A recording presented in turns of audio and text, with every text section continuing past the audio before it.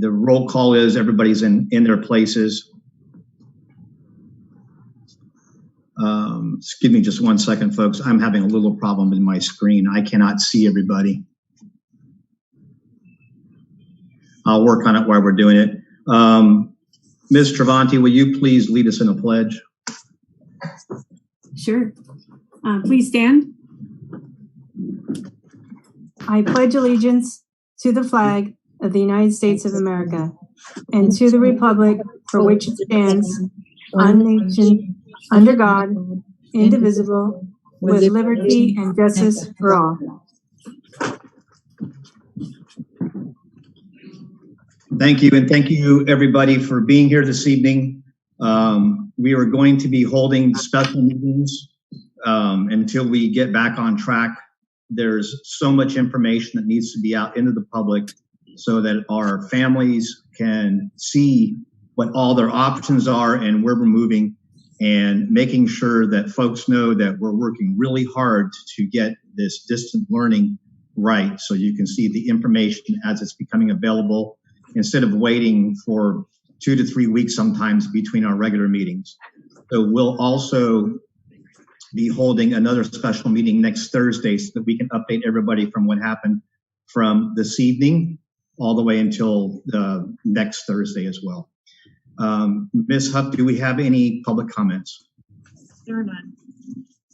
Okay, seeing and hearing none, we'll move on.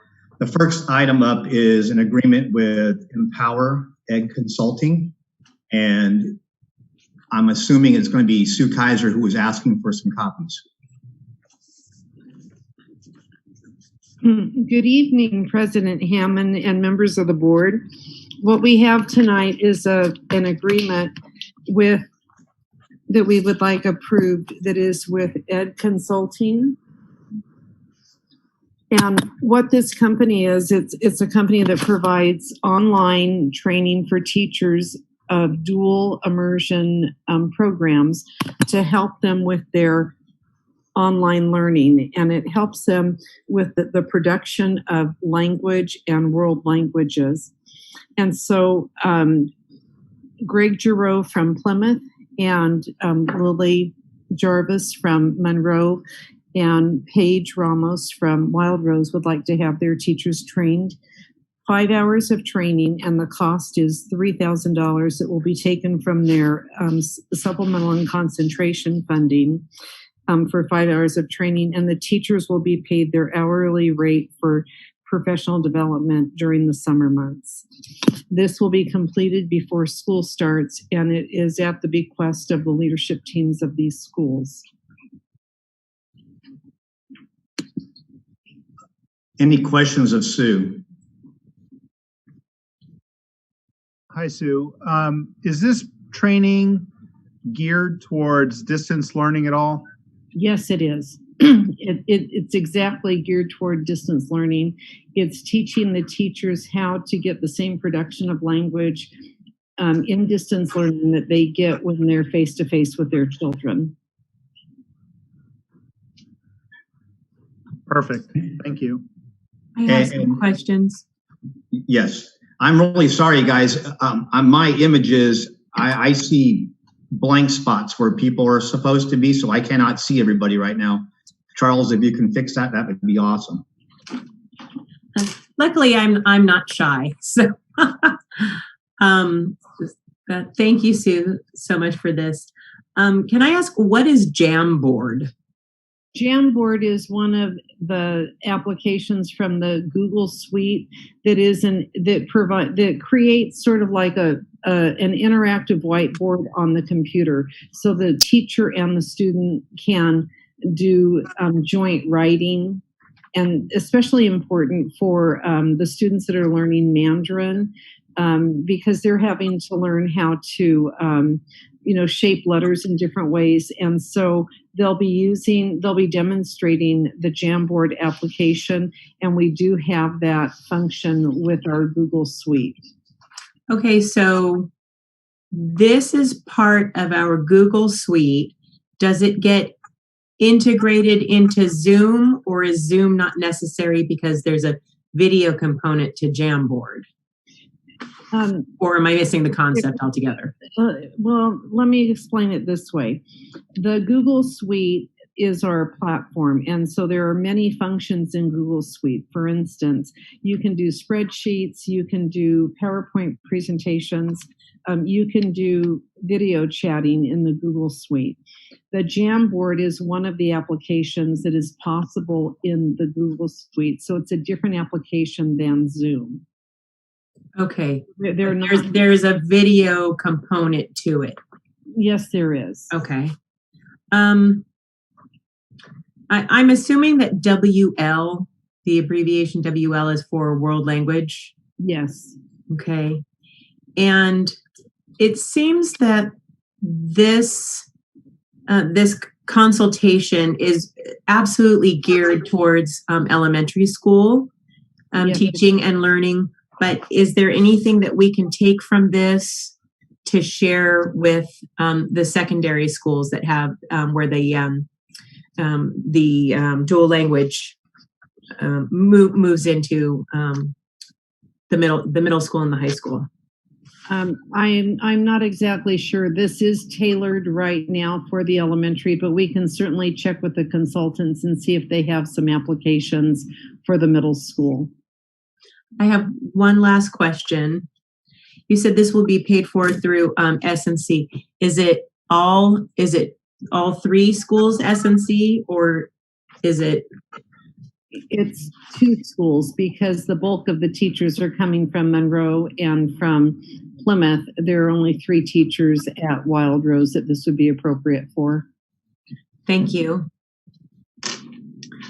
I had questions too. Yes, thank you, President Hammond.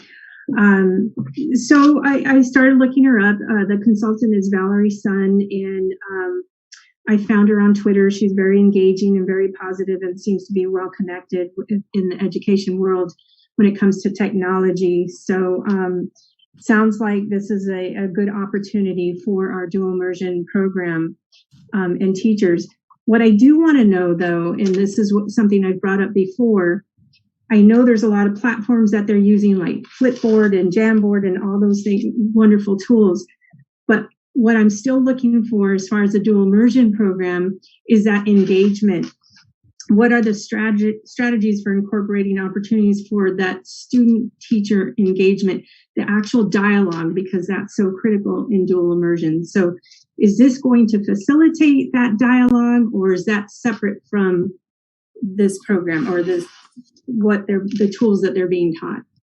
Thank you for that question, Board Member Travanti. This training will use all of those applications in showing teachers how to engage students and to get them to do the production of language. The objectives in the training isn't so much the technologies as it is the objectives of learning the language and doing the speaking, the listening, the reading, and the writing, and teaching that and having students do that through the use of these technologies. So the objectives will be modeled using the digital tools. Okay, I look forward to hearing more about this as it rolls out, assuming if we do approve this tonight. And again, I think you did mention Wild Rose, but on this particular contract, it does mention Plymouth and Monroe, but I want to make sure that the teachers over at Wild Rose also get this exposure to this training. Yes, they will be included. Okay, great. Thank you, Sue. I have a question. Does anybody have any questions? This question, Dr. Tarosian. Teachers report for duty on August the 18th. The first session of this learning is on August the 5th and again on August the 7th. How are we having our staff to get to these meetings? Actually, I think Dr. Kaiser can answer that question, but we will be paying our teachers to come in for the time that they would be with us. So this is before the start of the school year, and certainly they would be paid for the time that they would be working. Okay, that's good. The next question, the follow-up is it mandatory? It is not mandatory.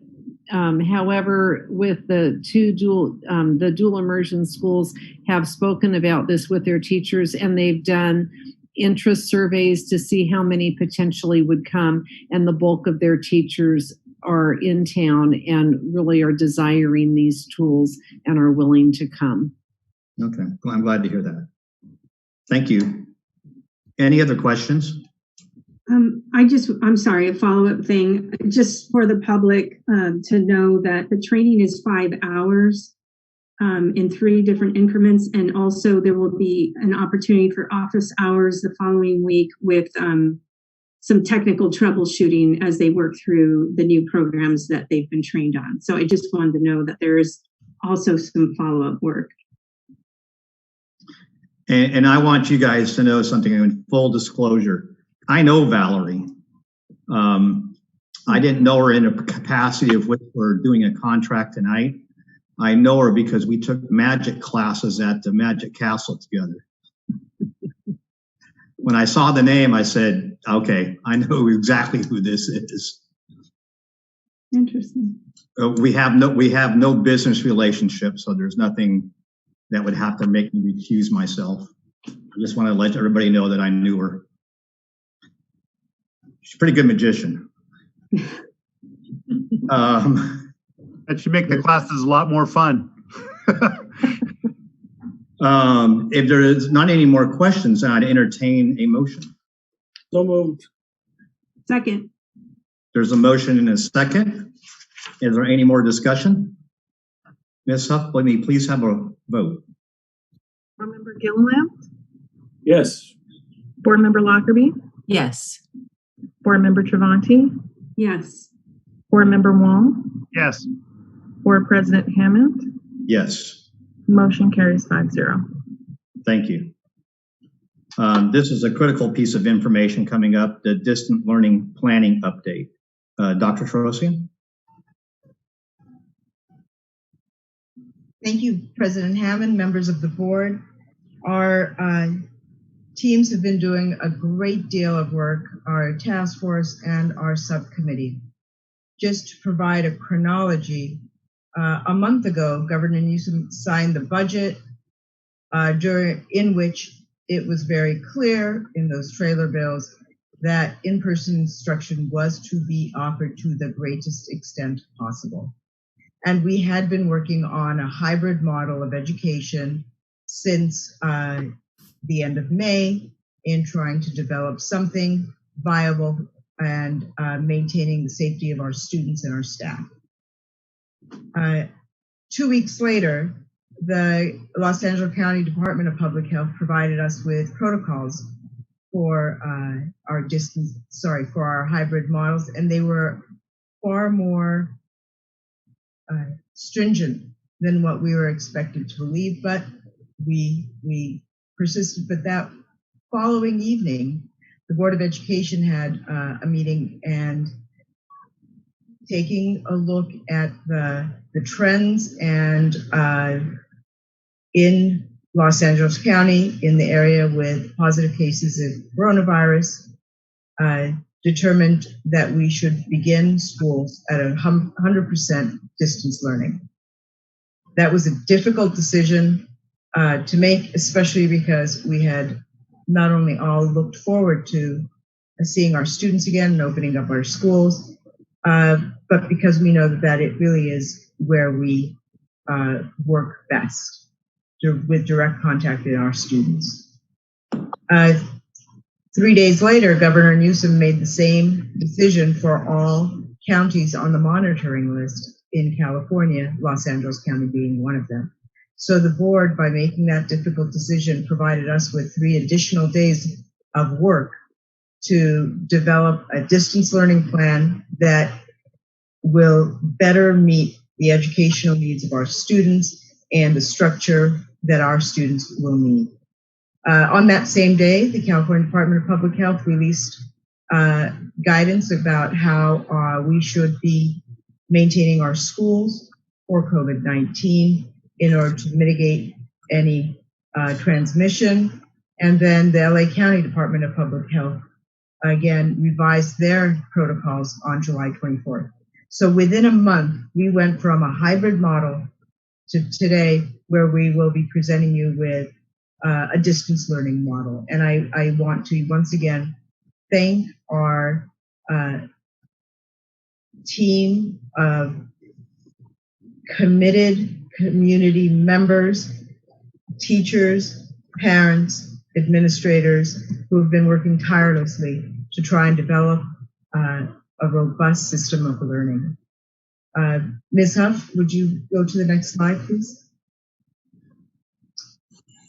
During our last meeting, I provided you with a brief update of the scheduling meeting, the scheduling subcommittee, our COVID-19 subcommittee, our dual immersion subcommittee, our professional development subcommittee. We also have a registration subcommittee. In fact, each of our schools are making their plans for the distribution of materials for our students and registration materials.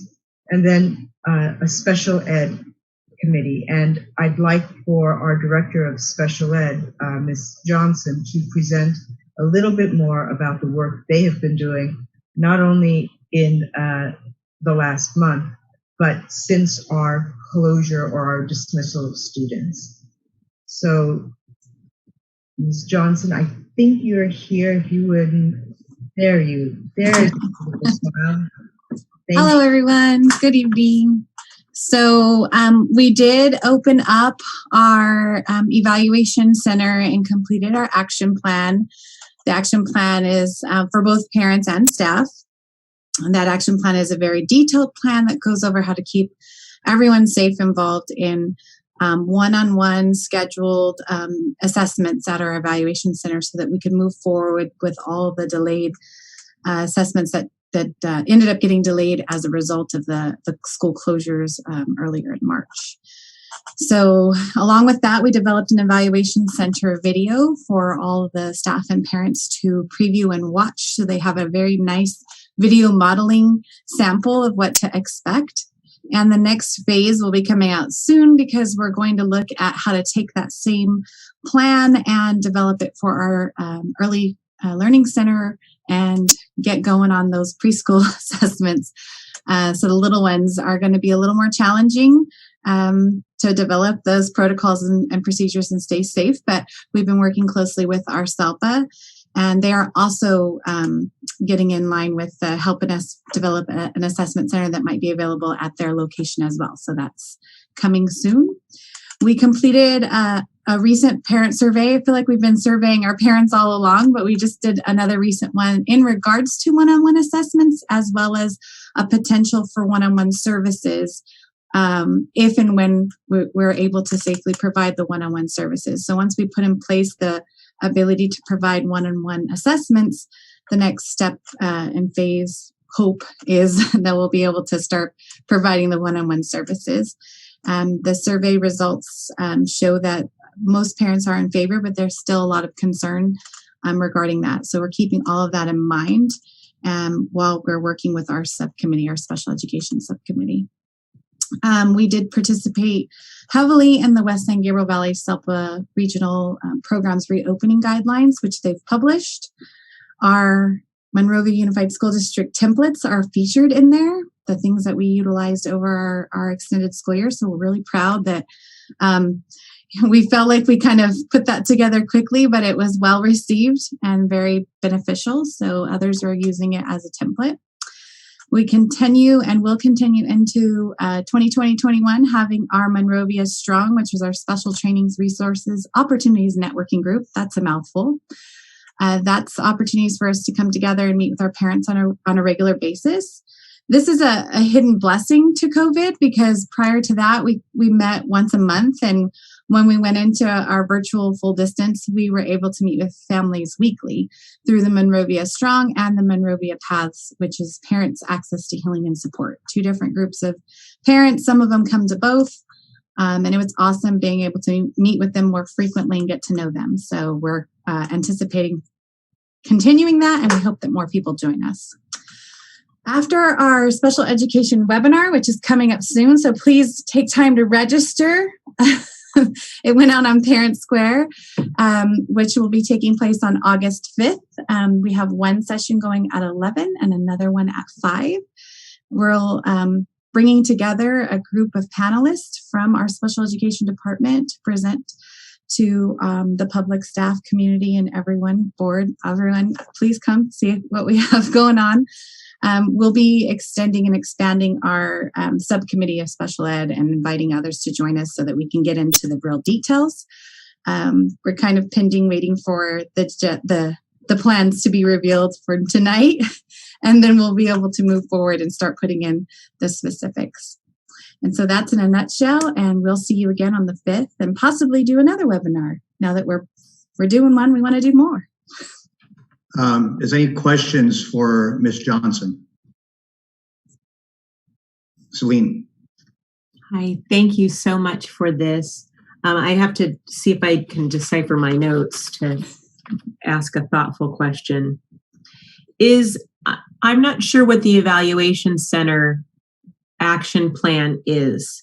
Is that in-person evaluation, or is it is in-person evaluation? Yeah, so that action plan is just a detailed plan that goes out to both the parent and the staff member staff members who are conducting the assessment to make sure they're fully aware of all the safety procedures and protocol that are in place prior to engaging in the assessment. It's actually the video in written form, but the video is much more user-friendly, so that's why we like the video. It talks about how what the expectations are and the safety protocols. So that's what the action plan is. And that's the expectations protocol for coming physically to the evaluation. Yeah, so showing up in their vehicle, parking in the spot, texting that they're there, and having a staff member that comes out to the car. And then they're going to be asked the screening questions at the point of the vehicle, temperature taken. All of those things are written in that action plan, very detailed action plan. It's sent to the parents when they're being set up for the assessment. PPE equipment, our district nurse was heavily involved. We had to, I won't say alter, but modify some of the testing equipment that was used, evaluations and assessment protocols, by just adding overlays and clear overlays so that they could be wiped off and disinfected. So all of actual physical overlays, like so if there's a book that's being put in front of the child and then they have to point to the answer in an assessment situation, then it's being covered with a clear overlay so that way that can be wiped off. Okay.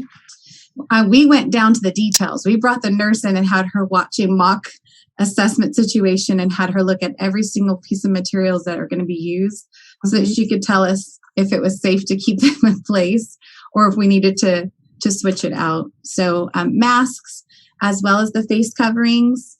And then we did some desensitization videos with families who were having trouble having their child come and keep their mask on. So for the most part, it's been really successful. We only had one of our students that we assessed that had to be reminded a couple of times, but everyone's been very compliant with it, and it's been a very positive experience. Wonderful. Do you have any children in the evaluation center that need to have a transparent mask because they need to be able to, the evaluators need to be able to see their mouth, or maybe the staff needs to have a transparent a shield so that they can see their mouth? Yeah, we actually have the clear face coverings as well, because for parts of the assessment, the assessors felt it was very important for them to be able to see their actual facial expressions and interact with the children. And then the plexiglass inserts have not been put over there. That's our next phase. So we're wanting to get those in place so that way when masks are not able to be kept on, especially when we're looking at the preschoolers, that's what we were kind of holding off on.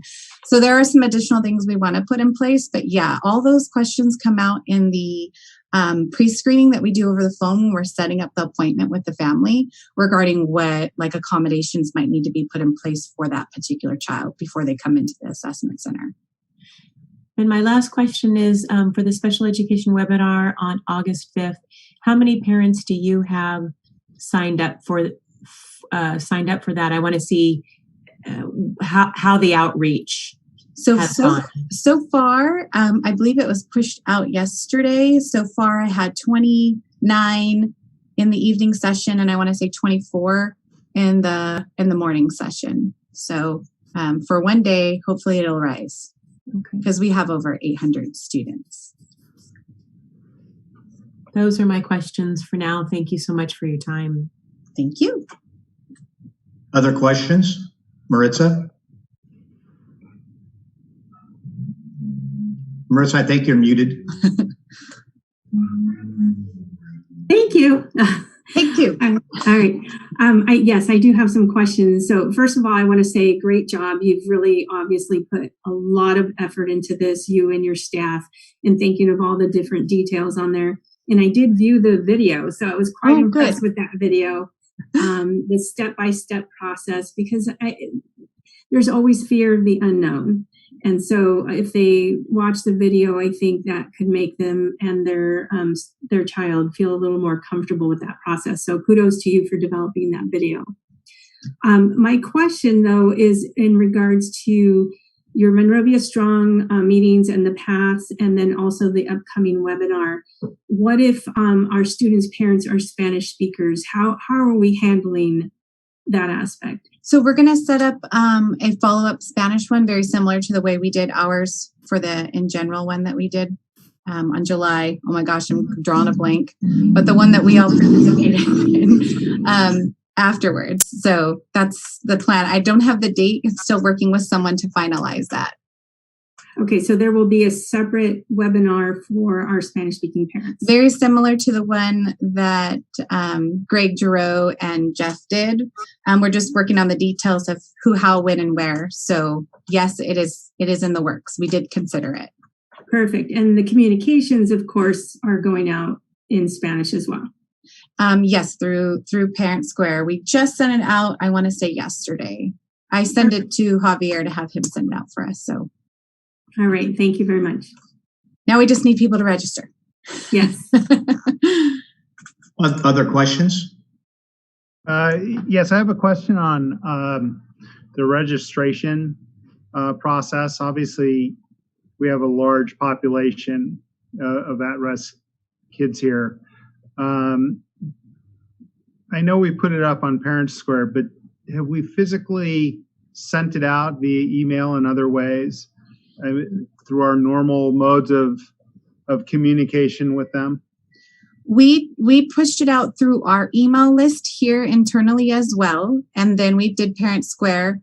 And Andriana, our program specialist, is also posting it on the special ed website. So those are the 3 ways so far. Any other ideas and ways? Oh, and our Facebook page. So I think we covered it all, but share it on our district page. I am not sure. That is a good question. So I think we could get it on there. I just looked on it earlier. There might be a link, but a big flashing one would be great. Awesome. Charles, another job for you. Charles. Got it. Any other questions? I'd like to thank the board for asking those questions, because you took 3 of the 5 that I had. Appreciate it. The issue that the question I would like to have answered, I'm looking for the makeup of the subcommittee. Are we having special ed parents in the subcommittee? Yes, we are. We have not started our subcommittee for the details of our actual planning. We brought together the group of panelists in order to conduct this webinar, and then we'll probably utilize them as a core group, but we do want to expand out and reach out to our parents as well as several other paraprofessionals. We have a paraprofessional, but that's a large group of individuals that represents a wide range of different paras that we have and the different capacities that they serve. So we're really looking to, once we get into the details of having a behavioral aid on there, an instructional aid, a program aid, one-on-one aid, so that they're all represented. We haven't branched out to that yet. After our webinar on August 5th is the plan to start meeting with those it's going to be a larger subcommittee so that we can get down to the nitty gritty of all the details. And I am sure the other board members have been having the same amount of conversations and correspondence with people. Special ed is a huge topic, as everybody's aware of. The other question that I have is how many special ed parents, because there's really no two special ed students that are alike, how many special ed parents are going to be involved in the subcommittee? However many I can recruit to come in there and stick with us. So we're really open and hoping that we get a good group of individuals. I know our teachers and the related service providers have some parents in mind that they want to reach out to bring into that. So I would anticipate having a nice handful, especially through our Monrovia Strong and Paths. We've developed quite good relationships with families. So we'll probably look to extend it to there to ask some of those folks if they're willing to stick some meetings out with us. I know it's hard for some with juggling everything they got going on at home and having the kids at home. So if we can get them in there, we'd love to have them. And one last question. I know that you've used all the resources we have and will use all the resources we have to communicate to get people to be to respond to the webinar and the other things that we need them to respond to. The 800 number that you said, what happens if we find out that we have 400 people that have responded, or it's students, so it's probably a few less in the actual number of families. But so let's say what happens if 1/3 of our families have not contacted us? Do we have a plan to get this information to them? Yeah, because part of our subcommittee plans is we're going to be individualizing, and it was one of the templates that was utilized in the regional SELPA regional programs reopening guidelines. Is each teacher is going to be sending out a very individualized letter that says who they are, they got their student in their class, and what that student's day will look like. Every individual student. So that's going to be before school starts. It's what we did during an extended school year. So it laid it out for them. That's once we plugged in every service that child has so that the parent would have the information up front. Now, mind you, we did have to go back and make some adjustments when we got the information back from the parents that were some other things going on. But we absolutely worked with all of our families to make the adjustments. So we have to be fluid and flexible at these times. And I think, if anything, our special ed team has learned how to be very flexible, resilient and flexible. So we know how to change things around and move. But the other way to get that information will be that individualized personal letter from their providers themselves. And just a comment, not a question. Please don't forget that you have the board as a resource that's at your disposal to help. We're committed to making sure that not only our special ed families are well taken care of, but every family in MUSD.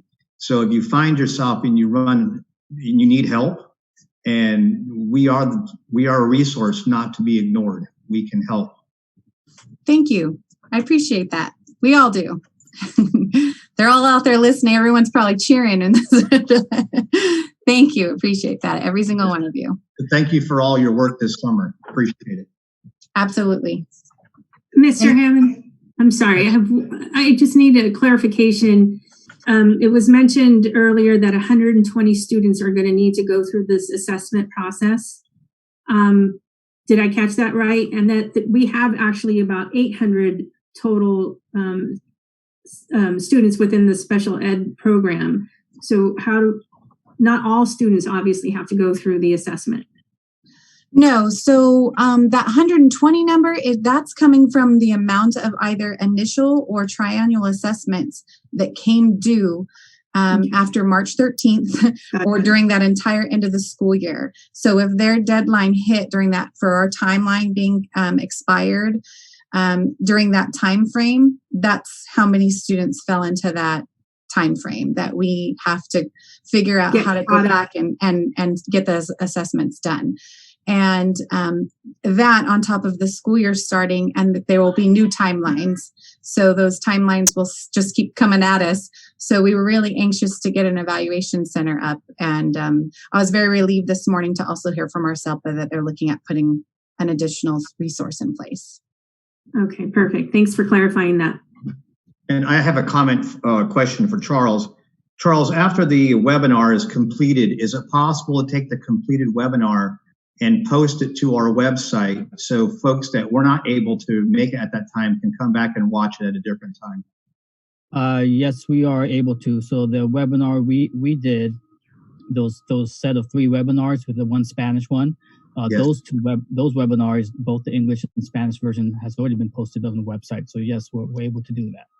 Okay, I think that we should do that with this too. And I know that we're loading a lot of information onto the website, and we can try to make it as easy as possible for people to navigate to, maybe even having a drop down that says webinars or something, so it's easy for folks to go get to while you're so you don't have to go through all the navigation.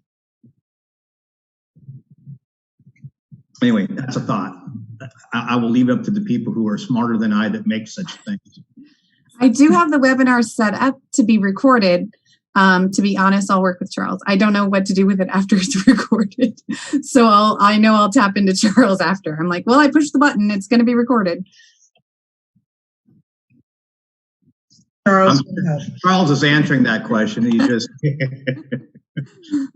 well, thank you, Jennifer. Appreciate it very much. Thank you. Up next, we have a proposed 2020. Wait, we're not quite done yet with this presentation. Oh, I'm sorry. And of course, of course there's more. But wait, there's more. During our last meeting, I mentioned the Senate Bill 98 with some of the requirements. These were the guidelines by which our subcommittees work to craft the distance learning schedules. In fact, on the next slide, you'll see that the Senate Bill 98 has specific instructional minutes. Next slide, Ms. Huff.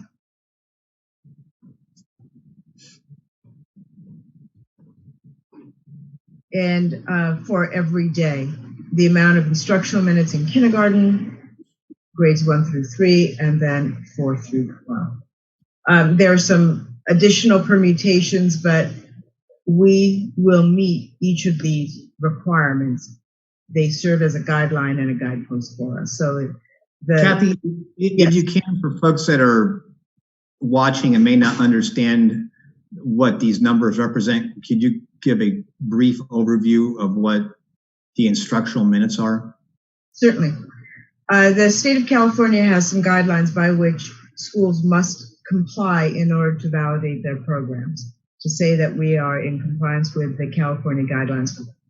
There are guidelines about curriculum, there are guidelines about credentialing for staff, and there are guidelines about the number of minutes and days for schools to operate. And so for public schools in California are required to have 180 days of instruction. And that's why you'll see 180 days of instruction every year posted on our calendar.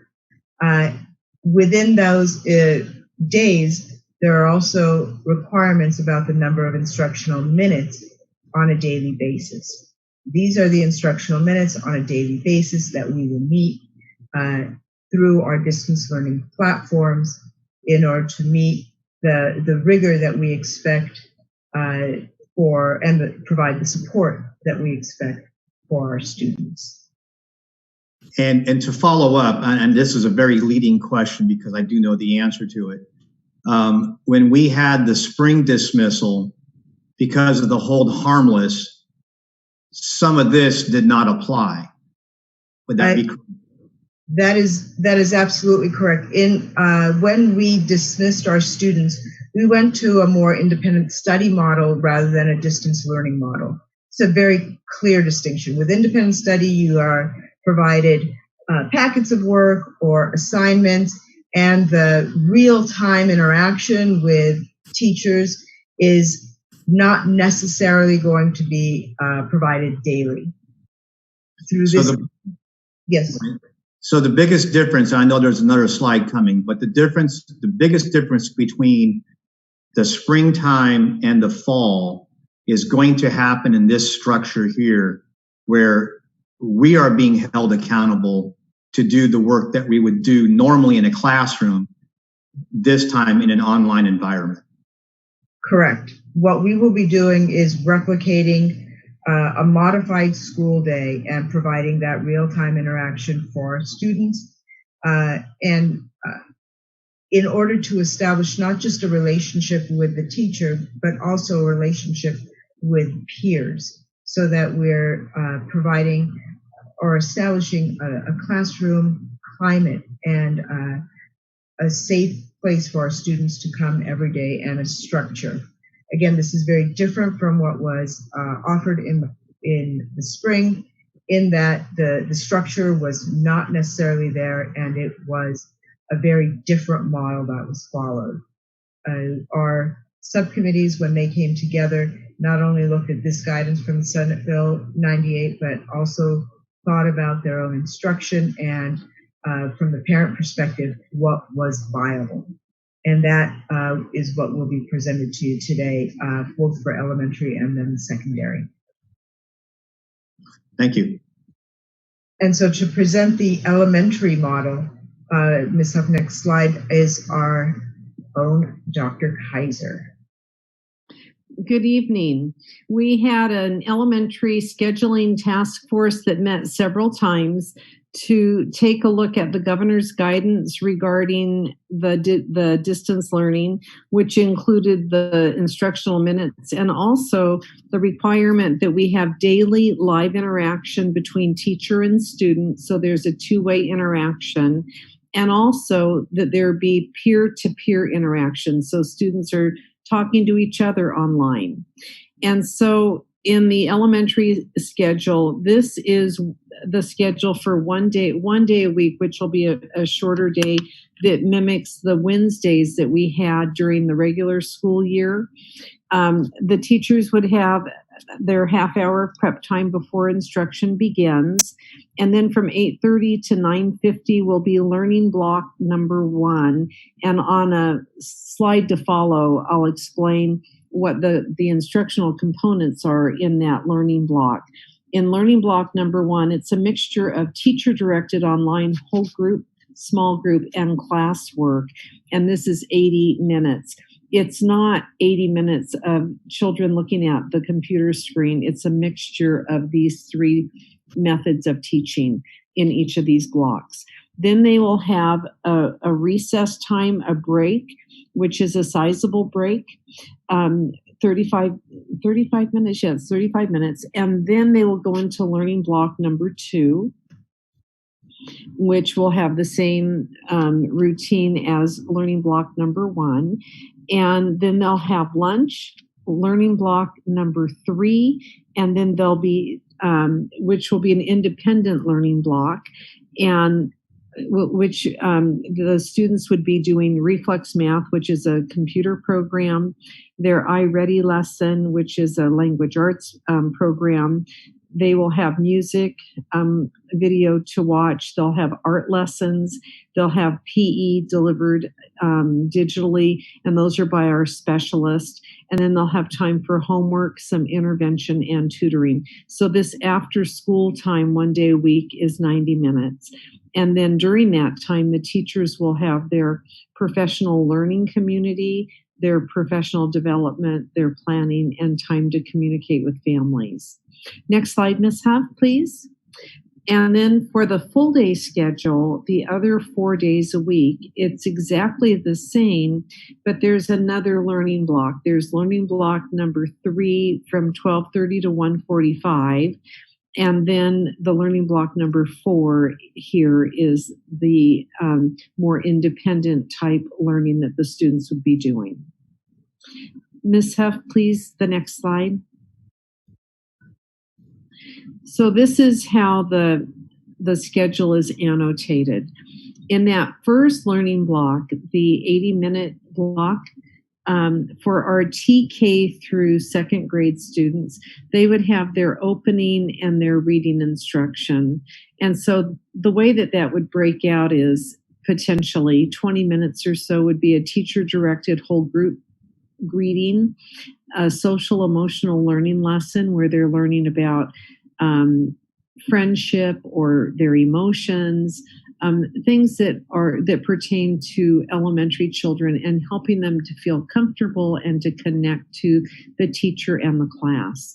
They'll have their opening with a morning meeting, singing, read aloud, calendar which teaches the days of the week and a lot of numerical concepts. And then for the next 15 minutes, the teachers would direct a whole group language arts lesson, teaching sounds and letters and functions of grammar, and then also how that pertains to print. The next 45 minutes, the teacher would have 15-minute small group guided reading lessons that would rotate. And then the students that are not in those small groups at the time would be doing some independent work. The second learning block would be a math instruction block. The first 10 minutes, the teacher would be directing the whole group, welcome them back, and do some beyond the basic facts, which is their routines for learning and memorizing some of those basic facts. For the next 20 minutes, the teacher would be directing a whole group math lesson out of the regular curriculum. And then for the next 45 minutes, the teacher would conduct small group math instruction, and students would be given time for independent work time, which in the classroom they would be doing at their seats. Sue, before you continue, there's two asterisks. What do they mean? They're in the second line, the 45 minutes of small group math instruction, and there's an asterisk. Yes. What does that mean? The small group math instruction are those small groups where the teacher is teaching a small group for 15 minutes. And the rest of that time, a half an hour, the students would be doing their independent work. So it means that the student's not engaged in the small group for that whole time. Okay, so is that the same meaning of the asterisk above where it says 15 minutes for small group as well? Yes. Thank you. Okay. And so then as we're moving through the schedule in math, they'll do a whole group lesson, and then they have time for small group and independent work again. And then the third learning block will be a writing block and some of the other subjects that are covered in elementary school. And again, it follows the same pattern: whole group writing instruction, small group instruction, and they'll also have their ELD during this time. So those students that are our second language learners, their small group will be dedicated to their English language development, and there also will be time for their independent work. At the closing of the day, the teachers will construct a social emotional learning lesson. Then there's session 4, which is that independent study time, where the students are doing these activities independently. They will be online. They will be able to tune into the art and the PE lesson, the music lesson. We have interventionists, so those children that are assigned to intervention time, they would be having some intervention time during this time. They'd have time for homework and some of their other things that are assigned. So that is the TK sample schedule. Next slide, Lisa. Here we have the 3rd through 5th grade sample schedule, and it follows the same pattern that the primary does, where in the morning there's an opening and their reading instruction, where the teacher's going to do a whole group greeting, community building, social emotional learning, and a morning meeting. And in that morning meeting is time for students to come into the digital room and to have time to get to know one another, to have discussion regarding things that are important to the grade level and to the age and stage of the student. The teachers will be doing a whole group instruction and then breaking into small groups. And the independent work might be completing work from the main lesson, working on projects, or doing some assigned reading. We know that it's really important for all of our students volume reading. That's how they grow most in their ability to read, is to read a lot. The more they read, the better they get at it. So the teachers will be assigning reading at their reading level. In math, they'll come in and have a community building activity that will be a math warm-up. And then they'll have a 5-minute video lesson of the day. And we have a instructional specialist that works in our team that creates these videos daily. They're SWAN math videos showing the students exactly how to do the problem solving associated with that math. They'll do whole group warm-up activities out of the number talks arena, which teaches students to talk about the numbers and the problems that they're solving. They don't just do it in their head, they get in groups and they talk about it. And then they'll have whole group discussion and then break into small groups. And then their independent work may be completing work from the main lesson and working on projects. Next slide, Ms. Huff, please. And so the next learning block, number 3, is a 75-minute block where they'll be doing writing instruction and they'll have a 10-minute community building activity for the closing. The teacher will direct a whole group writing instruction and then work in small groups again.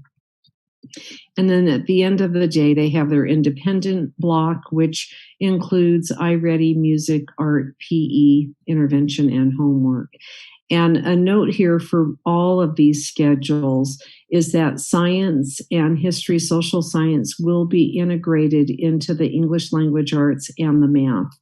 And you'll see the asterisk here that small group instruction will extend learning for students who have mastered the standard or provide assistance for students who need additional differentiated instruction. We're very aware that not all of our students are on the exact same learning level in relation to the standards. And some students need additional help. Other students need to have the issue pushed a little bit where they can learn beyond the standard. And so those small groups are constructed to accomplish this big task. Any questions? Any questions of Dr. Kaiser? Charles, if you could get the board so I can see their images, please, because I'm having blank spots of Jennifer and yourself, and I just can't see them. So I can't see what the board's trying to ask or do. Oh, try clicking on the 3 dots next to my name and just hide non-video participants. It's still not making a difference on what I see.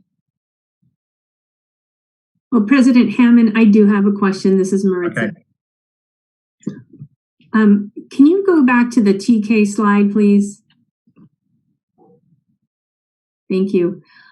So just looking at the plan, I can imagine that we have some parents that are looking at this and with some concern in the fact that, you know, these are little kiddos and you talk a lot about the small groups. So I'm trying to understand too, the concept with using Zoom as a platform. And I know that there's breakout room capabilities, but will a TK or a kinder or first grader understand that concept to move into a breakout room, or is it simply they're just kind of then going to get on their individual task and let that whoever the students are identified in that small group will be focused with the teacher? I'm just trying to understand how that's going to work.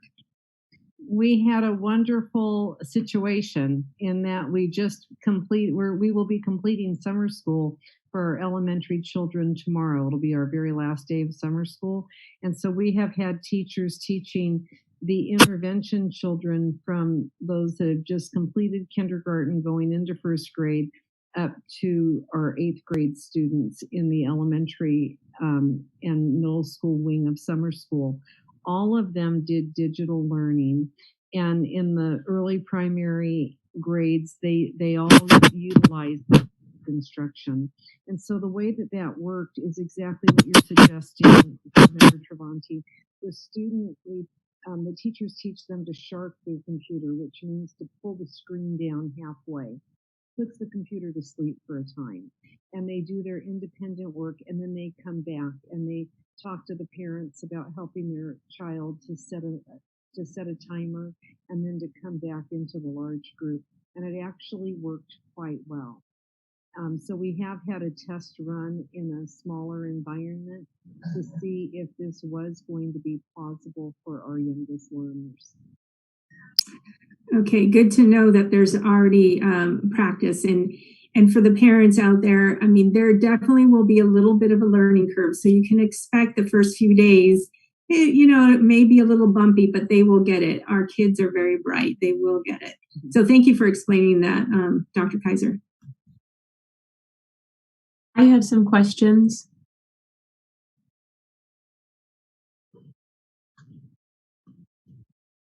Am I okay to go?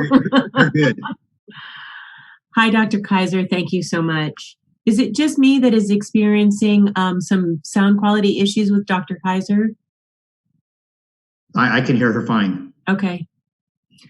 So I wanted to know, and I guess we can leave this screen up. When we're talking about independent study with music, art, and PE, does that mean the teacher says, okay, go outside and run around or do jumping jacks in your living room? Or is it a structured direction for PE, art, and music? Do they say, go get some crayons and draw something, or is there a structure for that?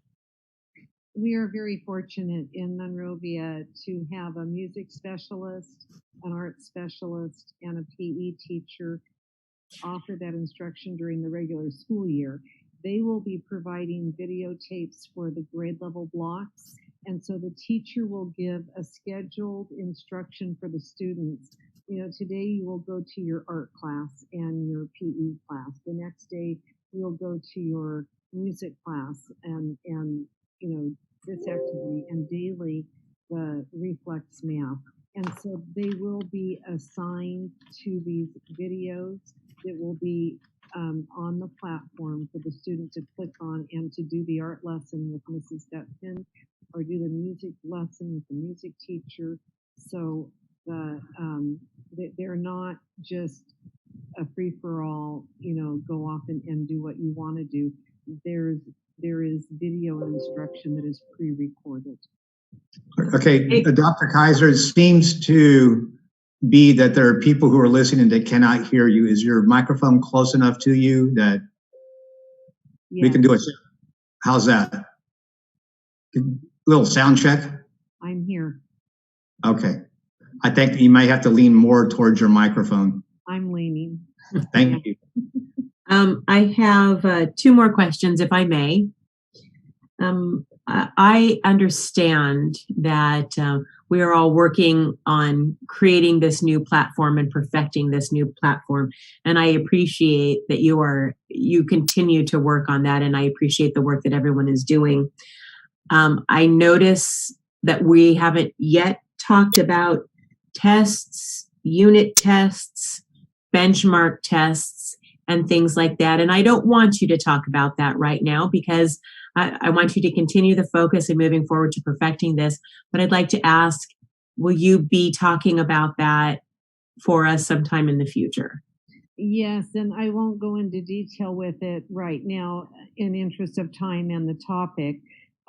We do have our director of curriculum and instruction meeting right now with a group looking at all of the assessments, because there's a directive that we teach at the same rigor level that we taught when we were face-to-face. We've got to assess and give feedback to students and to families about how their children are doing in real time, and it has to be on the real work. So the assessments are going to be back in play, and right now the information that we have is that our Smarter Balanced will be in play in the spring unless we're notified otherwise, and we haven't been notified.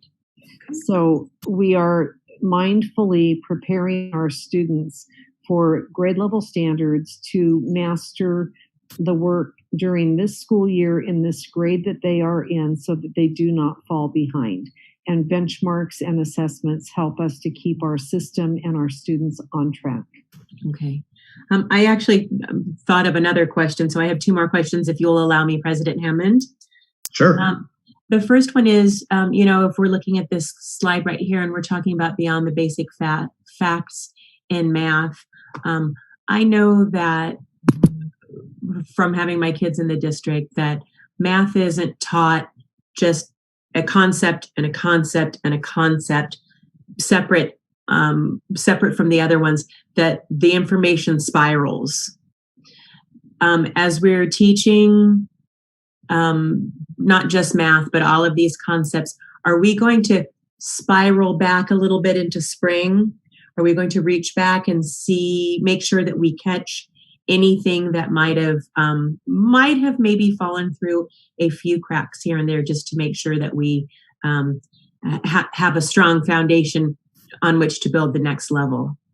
As we're talking about assessment, we will be doing benchmark assessment in the beginning, or not benchmark, but placement assessment in the beginning, just to see what the baseline is for our students, to see if we are starting on grade level or if we need to go back and reach into a grade level beneath where we're teaching to bring students up to speed. And when you see the beyond the basic facts and you see reflex math, and you know that we have the SWAN math, the beyond the basic facts and the reflex math are those tools that help our students to achieve automaticity with their basic facts. In looking at what the needs are as students progress through the continuum in math, they must have that mastered. And then the SWAN math lessons help them to develop the conceptual knowledge that they need to build mathematically powerful problem-solving skills. And so teachers will be doing baseline assessments to see where their students are starting. Okay, so we can make sure to catch that, and I appreciate that. My final question is, Ms. Huff, would you go back a slide, please? This is a good slide. Thank you so much. So here when I see, looking at the schedule, at the bottom it says for teachers, PLC, PD, planning, communication. Is that going to be the place for training for this distance learning platform, in addition to other PLC, PD, planning, and communication? I'm looking for teacher training for this distance learning platform. Before school starts, teachers will receive 4 hours in the way of 4 different modules that will be training them in the digital platforms that they will need to begin the year with. In this PLC, PD, planning, and communication time, this is the time that they will be receiving professional development. And as we go along and we're assessing what the needs are, those modules will be developed and delivered to our teachers. So modules that could include distance learning technology? Yes. Or not? Yes. Okay. Thank you so much. But it's not technology alone. It's almost like the same information that you approved in the dual immersion training. Exactly. It'll be that type of training where this is what we want to teach. Here's the tool to teach it, because we're more interested in developing the thinking of our students via these tools. Right. So it's teaching teachers how to marry the two. That's very well put. Thank you. That's exactly what I want to ensure, that we teach what we are teaching on a different platform and we do it effectively. So thank you for answering all of my questions, Dr. Kaiser. I appreciate it, and everything that you and your department are doing. Brian, you have a question? I do. Thanks, Sue, for putting this together. My question is on that last block where the students have the independent learning, independent study, and clearly the teachers also have tasks that are going on as well. what happens when students have questions on the things that they are doing independently, whether it be on math questions or any of these items.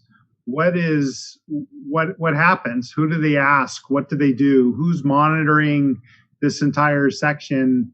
I mean, what is accountability as far as somebody seeing that they're doing something, and if they have questions, that somebody has the ability to answer them. These items that have been selected to be in the independent block are very independent. When the art teacher is teaching the lesson, it's step by step by step, very slowly delivered. And it's with a high level of interest, and students will be given the materials that they need to complete those lessons. And likewise, the music lesson is a song that is repeated over and over again in a variety of different ways. The PE lesson is a video that they follow along with, so they may be doing some dancing or some exercises. And the reflex math and the iReady are daily programs that are very repetitive, that once a student learns how to do that, there is no question. In the classroom, the students plug in and they do those. They're intended to increase the automaticity. So the things that have been selected to be in that block are very independent. And if a student or a parent has difficulty with those in the beginning, teachers will be available. And then after the very start of school, there will be assigned office hours where parents can call in or email a teacher and reach out for help. Again, they're very much independent type activities, even for our youngest learners. I would just like to think that as we're looking at all of our staffing needs and where we're at, I think it will be helpful, especially at the beginning, to have somebody monitor how this is going. Because even when we're in classrooms and they're working on these projects in the class, and we've all done classroom walkthroughs, even when they're working on computer programs, there's always questions. You always see a little kid raising their hand saying, something froze, I don't know what to do next, where do I go from here? And I don't want it to be a time in which they're getting frustrated and then they don't know what to do or how to move things forward. So even if it's somebody who's watching 10 classrooms, just waiting for any person who's raising their hand, who's having a problem, I think that would be really helpful, especially at the beginning, so we can see where the problems are coming up. So we can monitor how this is progressing and whether it is indeed as easy as we think it's going to be, because my guess is it won't be. Okay. That's it. Thanks. Go ahead. Anything else, Brian?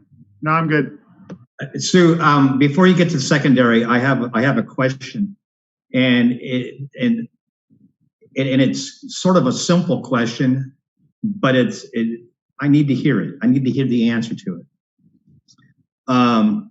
One of the reasons why, if we had any success in the spring, was because our teachers already knew their students. They'd had a number of months with them.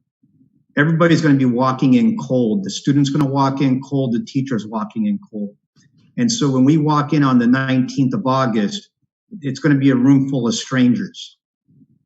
Before we can have good teaching going on, we have to establish the relationship between the teacher and the students. What steps are we going to take? I know we're showing what we're going to do here, but we can't do that if we don't establish the relationship first. So could you take a second, and before we go to secondary, because that's going to be the same question there, and how are we going to address that? Right now, in our committees that we've had meeting, our task force committees and our subcommittees, we have a professional development task force that's meeting, and that task force has 4 different subcommittees within it. And one of them is the social emotional learning task force that is working on all those activities for our youngest learners all the way up to grade 12, making sure that we have a sequence in our district of material and lessons that are sequenced and that lead one to the next and that aren't just random what people are thinking today. And they are lessons that are designed to draw students into the room to talk to one another, the teacher to get to know their kids. We are going to be spending time in the first weeks of school talking to teachers and using our professional development time just in this area of how do we engage students online and how important it is to draw them in, to have them talking and to have them doing collaborative work. And what does that look like? What does it feel like? And what does it feel like to get to know one another online? So your point is very well taken, and it is something that we are actively working on. Thank you. If you'd like to continue, I know we're going to secondaries now. The secondary will be handled by Dr. Jackson. Before you turn that over to Dr. Jackson, can I ask one question? Yes, you may. Dr. Kaiser, you guys have done some great work, and your committees are to be commended for the level of detail they put in here. And today's not the time to do it, but at some point, are those subcommittees going to start to look at how these schedules lend themselves to transition to a hybrid model? I mean, at some point, hopefully, in the not too distant future, our county is going to be out off the watch list, and it's going to be possible to consider going to hybrid model. Is any thought been started on how this might be transitioned into a hybrid model of teaching? You will see in the secondary model a closer match with what will thread into a hybrid model. Because students aren't seeing every single teacher every day. In the elementary setting, it's different because the students will see their teacher every day. And when we get to a hybrid model, the students won't see their teachers every day. They'll be doing work with their teacher in the classroom, and then they'll be doing a lot of their work on the days that they're not with the teacher. It'll be online, either through videotapes or some of this type of learning that is in block 4. And that's the type of activity that they would be doing on the days that they're not with their teachers. So right now, it's important that students learn quickly how to become independent with some of these learning block tasks. And at the same time, the teachers engage their students and take a deep dive into the standards and get a running start with our standards-based instruction. And I certainly don't want to take anything away from what we're doing now. I mean, the emphasis needs to be on getting ready to do distance learning and doing it well. And I think you guys are doing a great start on that. But we may want to look at some point down the road here at having these same committees start to look at how these schedules might be transitioned into a hybrid. Mm-hmm. And Board Member Gilliland, we did start our journey when we started looking at schedules and configurations. We started with hybrid because that's what we thought we were going to do, and then we got flipped into digital learning. So we have several hybrid models that we've already worked on with committees, and so we're ready to go back and forth. It's just the elementary hybrid and the elementary online they're not as similar as you'll see in the secondary hybrid, and their online learning is a little bit more similar. But it does look like from the work that you've done, it will lend itself to transitioning into that hybrid model. Yes. Thank you. Go ahead, Sue. Okay, Dr. Jackson will be sharing with us the secondary schedules. Thank you, Board President Hammond. members of the board, community members. I first wanted to start just by taking this opportunity to thank our 24-member secondary schedule subcommittee, including the two that have joined us late into this evening. I believe our MTA, our Monrovia Teachers Association President Ann Battle's on with us, as well as our PTA President Jennifer Anderson. I don't think our Chief Negotiator Bob Drew from the Teachers Association was able to join us, but definitely wanted to recognize them for joining us this evening. Today we held our 7th meeting. That's just in 12 business days since the board provided direction to start the year in 100% distance learning. And so as each one of them is volunteering their time, I just wanted to say we appreciate their efforts and commitment to our student, staff, and community. I think as we discussed today, we are aware that additional work lies ahead for us. Dr. Tarosian mentioned the criteria for SB or Senate Bill 98. The schedule that will be presented before you today meets that criteria of a daily student schedule, live instruction, a focus on student connectedness, meeting the minimum daily requirement for minutes.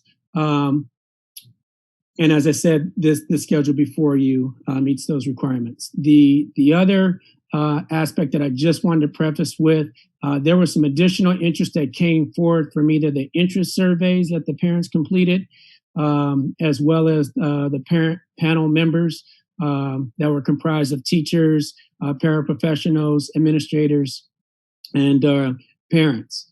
There was an interest in predictable and consistent schedules, and it was clearly articulated specifically by parents that a maximum of 3 classes per day was sufficient based on their experience in the springtime. Anything more than that, they saw that their kids were more than overwhelmed. And so seeking some of that independent study, self-directed time for the afternoon time, as well as being supported through interventions and tutorials and having access to teachers in the afternoon. There was an interest in students being required to check in on a regular basis, by which holding them accountable.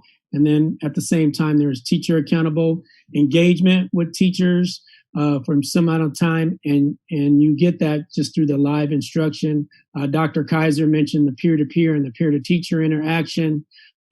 This schedule also meets the daily instruction needs for special needs students, as well as our English learner schedules. And those were mentioned, one by Jennifer Johnson earlier, our Director of Special Education, and she indicated we're still in the works in defining exactly what that looks like, but I think within the next week or two, we'll have that clearly defined.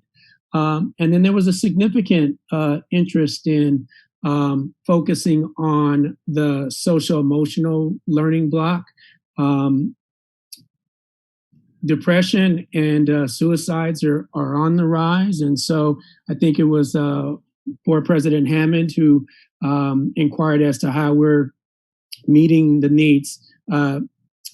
Shoshana, if you can just stay on the first slide, I'm just setting it up. That's okay. Thank you. There was a significant interest just based on the rise of the depression and possible suicides. And so making or allocating time to support that. And also, this schedule allows for teachers to lay out the agenda for the week, providing resources, professional development, so tools to teach it. As some of the teachers indicated, a significant time in transitioning from teaching in a classroom setting versus teaching in an online structure, and then providing for those staff meetings, et cetera. This schedule that's before you also was developed in mind of transitioning to the hybrid model. And I think Board Member Gilliland was just inquiring about that, and Sue indicated that we had started our process and we're looking at hybrid models. And when you gave us the direction to move toward the focus of 100% distance learning, we were keeping that in mind, but we do know we need to return to that model to finalize that. So speaking specifically about the secondary schedule, then if you look at Monday, specifically a couple of things that I wanted to highlight is one, you see a start time consistently on Monday and or Tuesday for this first slide where true instruction for all students starts at 9 o'clock. And that aligns with the Senate Bill 328 that was passed by voters that Senator Portantino presented, requiring all middle school and high school students to start school a bit later after 8:30. That goes into effect the following year. This also allows for parents and students to grab breakfast and lunches in the morning. You see that 7:30 to 8:55 early college block. We do have students at Monrovia High School that are enrolled in this early college program in partnership with Citrus to attend those classes.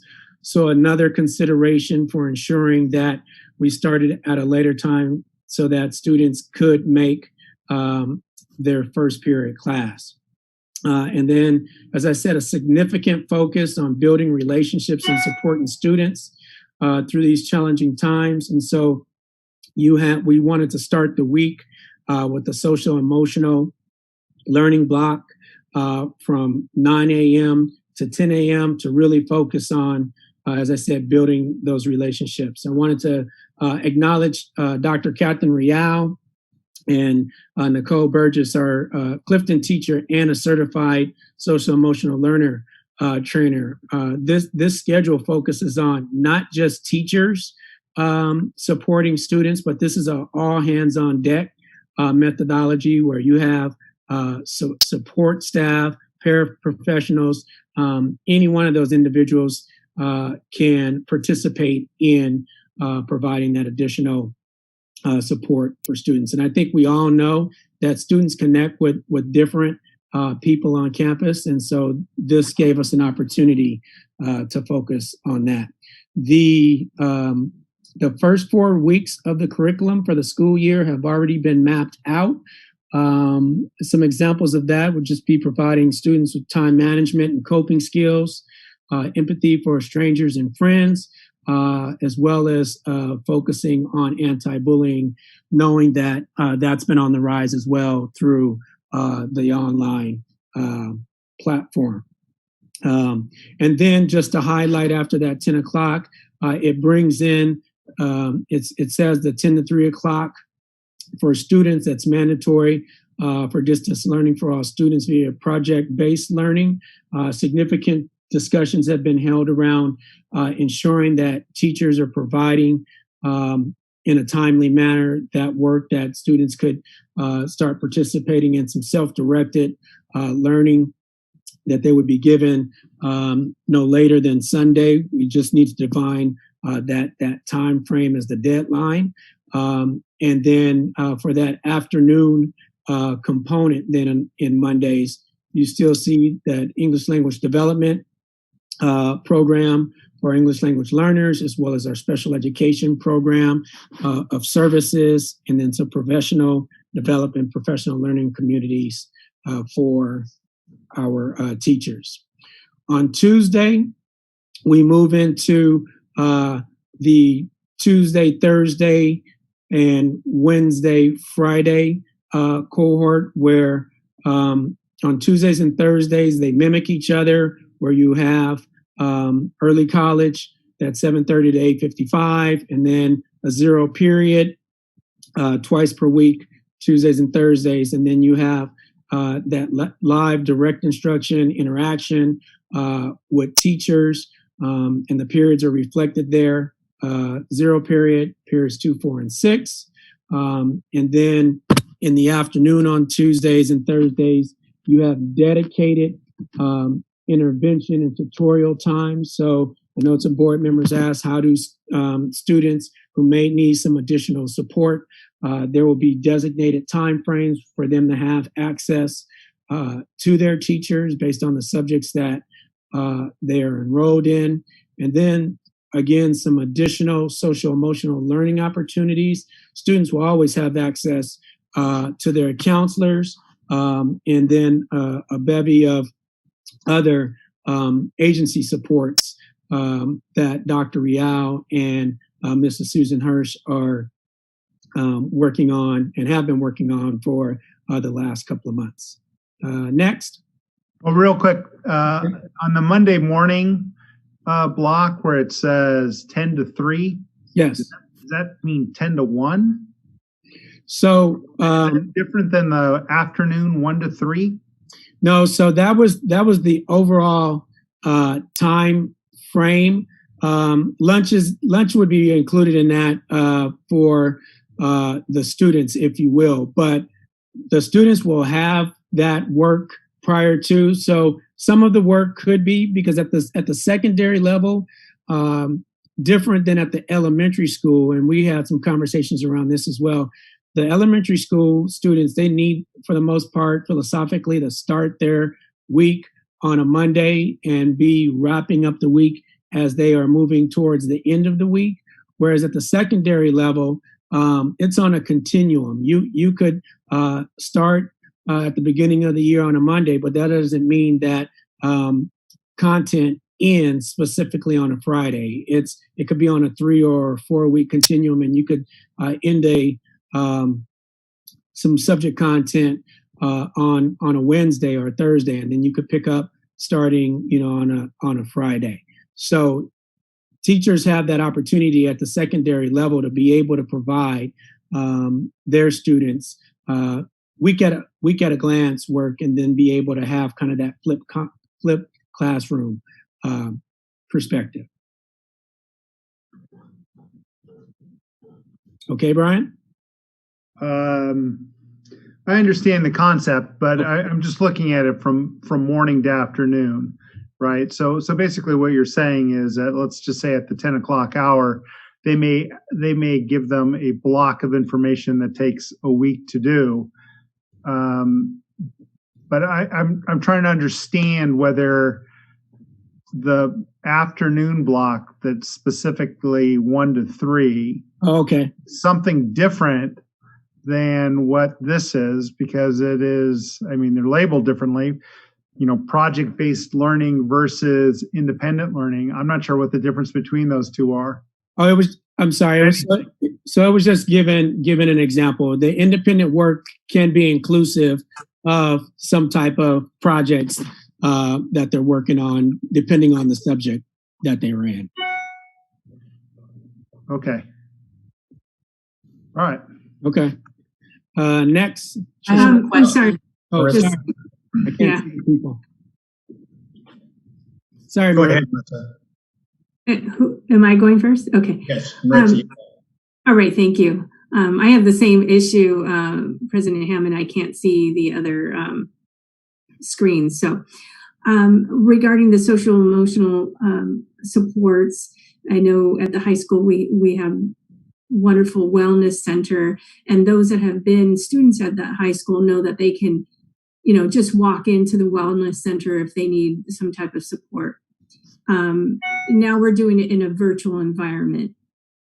So is it going to be easy for them to call or to make an appointment, a virtual appointment or something, if they should need those supports? And that's the first part. And the second part, we have a whole cohort of freshmen that are starting up, and they have not had access to the wellness center or that tour or anything before. So what are we doing for the freshmen that are onboarding to make them aware of these services?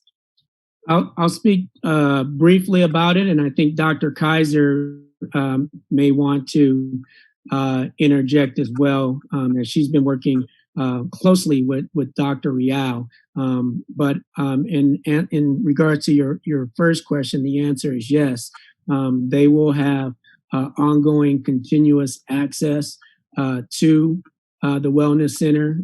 As I mentioned briefly, Dr. Rial and Mrs. Susan Hirsch, who has presented at board meetings previously, are working together to bring these services not just to the 9th through 12th graders, but the focus is actually moving TK 12.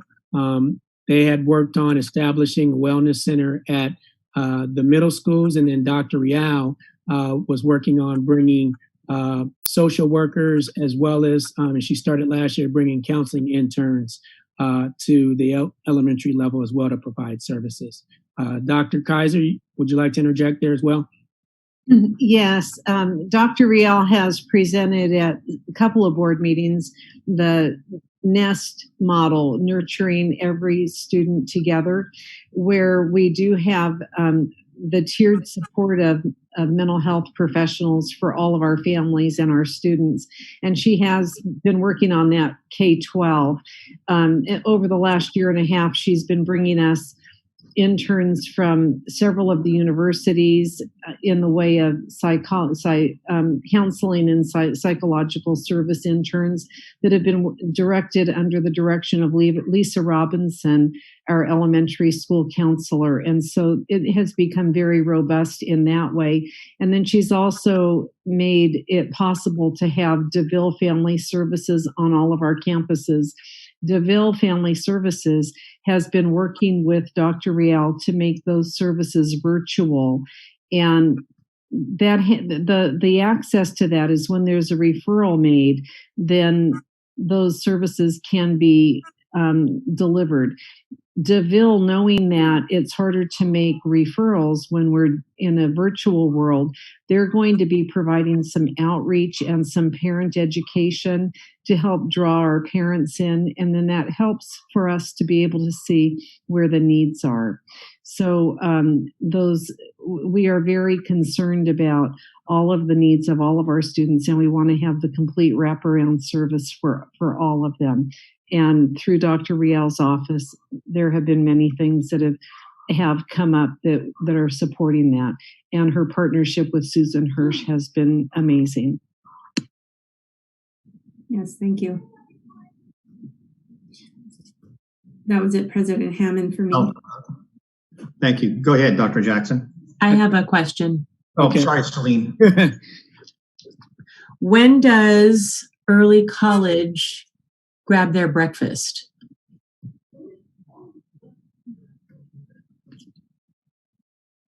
That we did not speak specifically to grabbing their breakfast. As you can see, board member Lackaby, there's a small time frame in between the start of first period and I don't want to assume prior to 7:30, so I think we would need to make a note of that and work on those logistics with the food services department. Okay, great. Looking forward to an update about that in the future. Okay. Okay. Then moving forward, just Wednesday through Friday, as I prefaced, the Tuesday and Thursday schedules replicate each other, and then the Wednesday, Friday schedules replicate each other. So on Wednesday, you have, again, early college, 7:30 to 8:55. And then in this case, there's some additional time, which meets the interest of providing our teachers with those additional tools in the 8 to 8:55 slot for some professional learning time meeting, of course, and it's not listed here, but they do have some individual prep time from 7:30 to 8 o'clock before they transition into that. And then from 9 o'clock to 1 o'clock, you have your periods 1 through 5, which is inclusive of a 45-minute lunch break, having them conclude their day at 1 o'clock. And then transitioning into the afternoon, again, teachers in that early morning session would be identifying students who need that additional intervention and tutorial. What has yet to been developed, and I want to acknowledge it at this time frame, is that we need to create a rubric and criteria for how we're identifying those students. But of course, if students who were not mandated to attend those intervention and tutorial periods, they still have access to their teachers. And then again, you have the EOD and special ed program extensions occurring on a daily basis, with the social emotional learning opportunities occurring as well.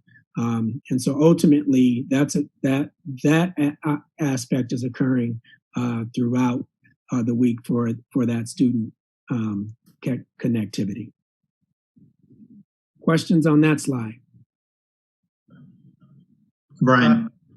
Yes, on the tutorial sessions, so in the afternoon, how are we setting up the tutors? Is it going to be through the same PAT group? Do they schedule them? Is it with teachers? How is that looking? And do the students know what they're supposed to do and how to set it up? So our initial task, Board Member Wong, was to identify the structure of this schedule, okay, which we've done. The positive thing about having such a large subcommittee with the stakeholders represented, Dr. Rial, who oversees the tutoring component going forward this year, has made contact with the college tutors, and we're going to be incorporating them into this system. But in addition, that's the additional component of the tutorial support. The teachers will be the first line of support for our students to have access to them. So what needs to be defined at this point are the specific time frames of when the teachers are going to be available to the students based on the subjects that they're teaching, knowing that at the secondary level, you have teachers teaching 5 periods per day, with the conference period in a traditional model. In this case, you see 3 periods, and any one of those days, they could have their conference period, if you will. So we'll be working together with Dr. Rial to make sure we have a viable and robust tutorial program. Great. Perfect. Thanks. Okay. I can't see everybody. I think we're okay. I don't see anything. Okay. So the final slide then for the secondary schedule, again, is just giving that overall focus for what transpired in our learning blocks. And I think just based on the questions that have been asked, there's not a need for me to reiterate these particular morning and afternoon blocks. Just the next steps, again, creating the mandatory intervention and tutorial block, and then identifying their enrichment opportunities. So we know that some students are going to excel. And so what do we do for students that have demonstrated they know it? And so what additional opportunities can we provide them to move forward?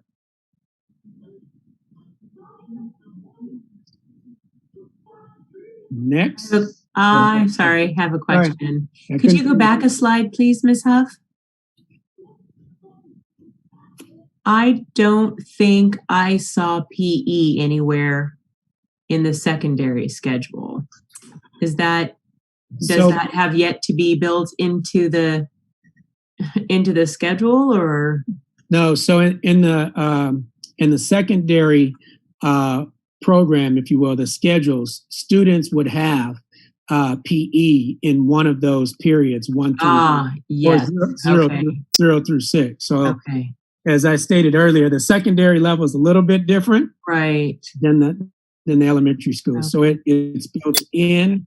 How that instruction is going to be delivered, that's an aspect that we'll be defining here in the next week or so.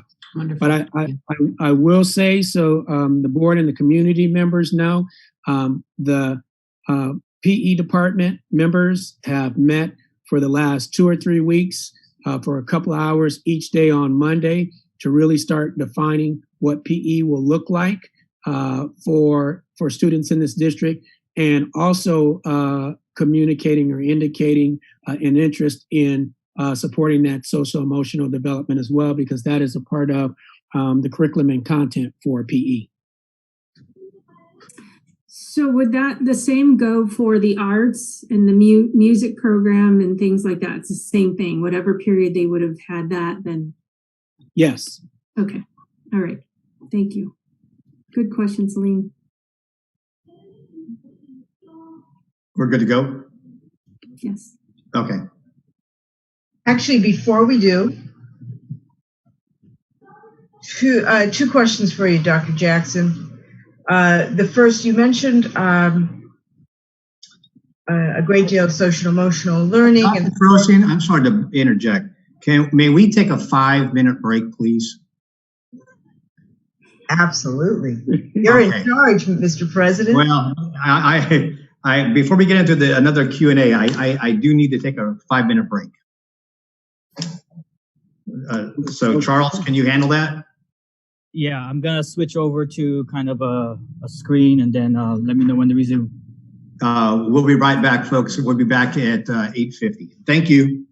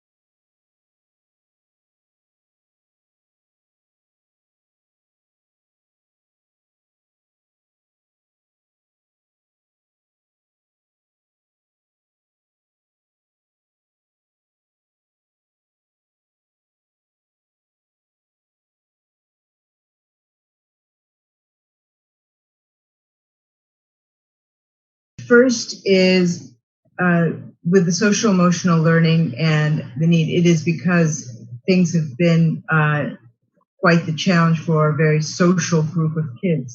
Schools are best for socialization. You mentioned suicide. Now that's in general statistics, not Monrovia Unifieds. Yes, that Correct? was yes, that was in general statistics, not in Monrovia. And We just wanted to be proactive. absolutely, because what we want to do is take care of our kids to the best of our ability. Excellent. And then the second, you have, and this is also true of elementary with the live instruction and those bands, the interaction for the, say, 9 to 1 period, except for lunch. Will that be entirely in front of the computer? So no, it's a combination. Teachers will have the opportunity at the beginning of the class period to do some live instruction, interact with students. If we just break it into thirds, 20 minutes of that time can be live direct instruction, and then and again in line with SB 98. Teachers will give students an opportunity to break out into smaller groups in the rooms to have that peer-to-peer interaction. Teachers will be able to drop into those rooms and facilitate those conversations and check for understanding, etc. And then if you just take that last 15 or 20 minutes, teachers will be able to bring students back into a whole group instruction, check to see who's got it, who's mastered the content, and who needs that additional support. And by doing so, then that's one measure by which they can start identifying kids for the additional need for intervention and tutoring. So there's a range. There is a range. Excellent. Thank you. Thank you, Dr. I did have one point of clarification, Dr. Jackson. We're still going to be under the state mandates for class teacher pupil ratio, right? So our secondary classes will be 30, 32 kids. Is that right? Secondary, yes. The ratio is right around 32 or 33. Okay. Thank you. All right. In the next slide, and this is Mr. Pubakin is going to give us just a quick update on technology.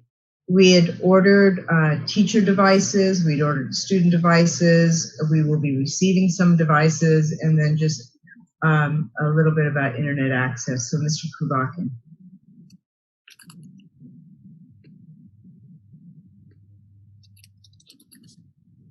Good evening, President Hammond, board members, cabinet members of the community. Teacher device delivery date.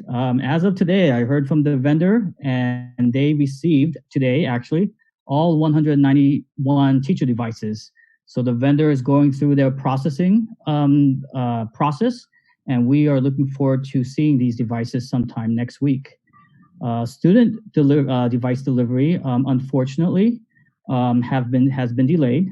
This is due to a shortage of Intel processors and factories in China not running at full production, combined with the high demand. However, based on parent surveys that we did in July and projecting out the results, we believe we have enough devices for our student population to begin the school year. Additionally, we are working on receiving 250 additional devices to be handed out and given to families of need. And this is through Frontier with the CETF, California Emerging Technology Fund, that we vote for to receive. With internet access, we initially started out with 20 hotspots, and very quickly we realized that we weren't going to have enough. So we also purchased another 50 and also applied with T-Mobile to receive an additional 60 free hotspots. So we will be having a total of about 130 hotspots and we feel that that is going to serve our community well. We also are basing it off the survey results and projecting it out, and we believe we have some cushion with that as well. And Can I stop you for one moment and ask a question? Go ahead. Is this on a PowerPoint that I'm not seeing? All I'm seeing is you, and I just want to know if I'm having a user error on my end here. Yes, there is a screen. I'm not sure what you're seeing. You might need to change the view options to view the presenting screen as well. Awesome. Sorry, go ahead. I'm sorry. No problem. So we are getting requests for hotspots, and we are taking them as a case-by-case basis. Sometimes we find that folks have internet access, and maybe they might need a slightly more powerful router. Sometimes just an adjustment of where they sit resolves the issue. So we are taking requests in and then trying to help those with existing internet access to offer suggestions to improve what they currently have. There's been instances where they've had to put in service requests with either Giggle or Spectrum, and that has improved. And also, but for those that need it, we are handing out hotspots, and we are taking it on a case-by-case basis. Any questions? I have some questions. Mm-hmm. So thank you for all the work that you're doing. I know that this is challenging. And I know, again, you're building up to this new platform for us. So much of this platform, all of it, depends on technology. I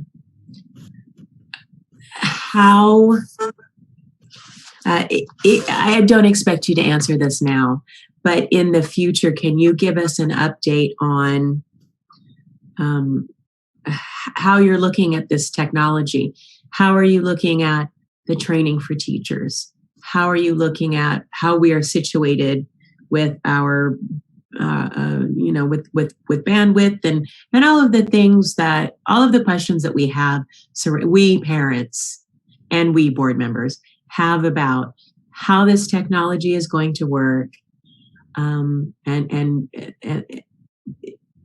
the contingency plans that we're putting into place, and all of the things that you're working on to ensure that this technology is working for us, because I know that you are working on that. Can you give us an update on that at the next meeting? Yes, I can.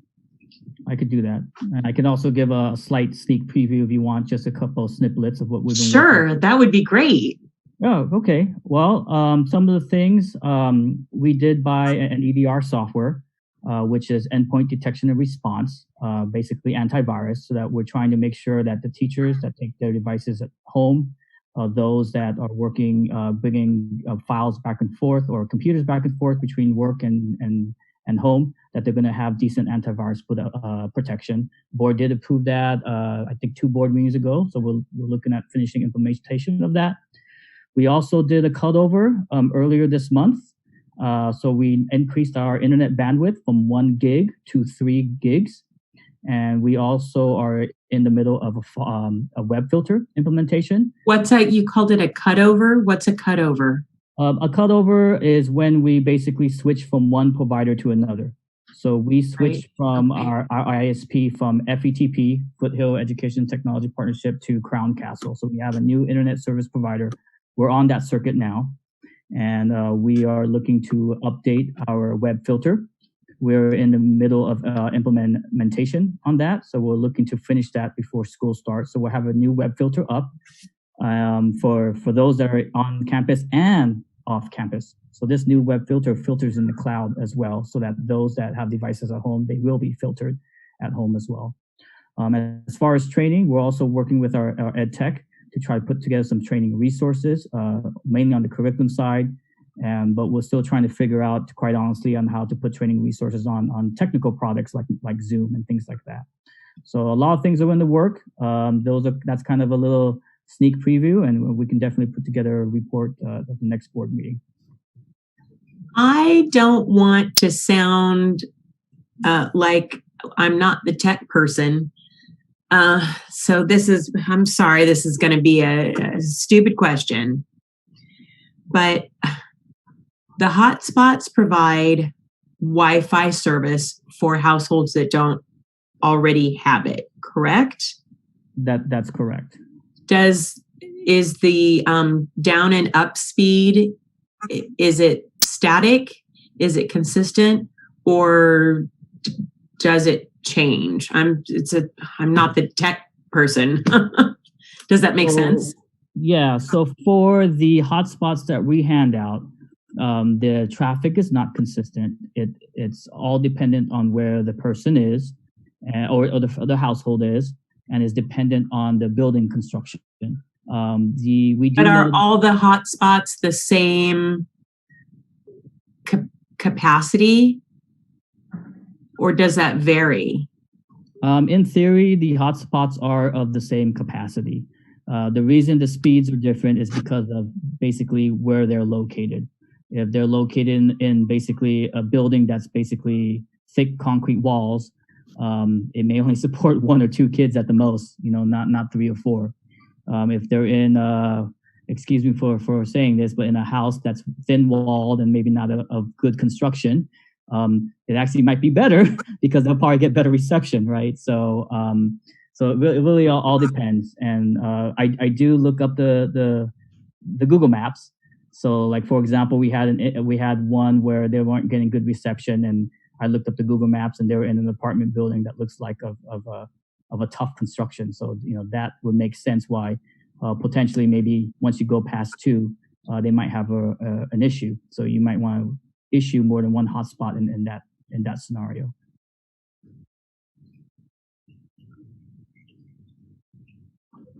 I have a question on that same line, I guess. Mm-hmm. And this is most, or I shouldn't say most, there's a number of households that are going to have more than one user at a time. Maybe it's only one child, but many people are working out of their house or what have you. Do we have a plan, a contingency to test to see how this is going to work?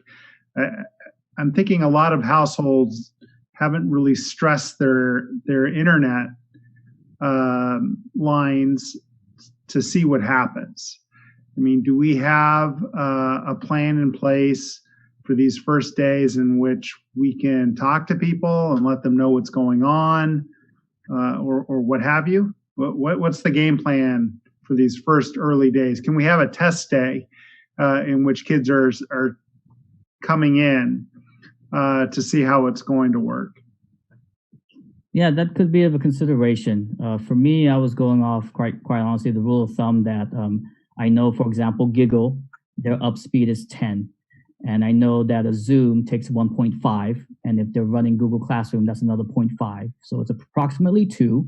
So in theory, 10 divided by 2, you can have a maximum of 5. But if you want to be conservative, I know it's not going to handle 5. If you want to be conservative, it's 4 at the most. So I know that if there's a household that has more than 4, definitely they're not going to be able to run it. If it's a household of 3, and mother and father is also working from home, then we know that that's going to be an issue. So as I do get some of these phone calls, I do ask those questions and try to help them out to see if maybe they can improve their situations, and if they cannot, then we are looking at issuing hotspots for those scenarios.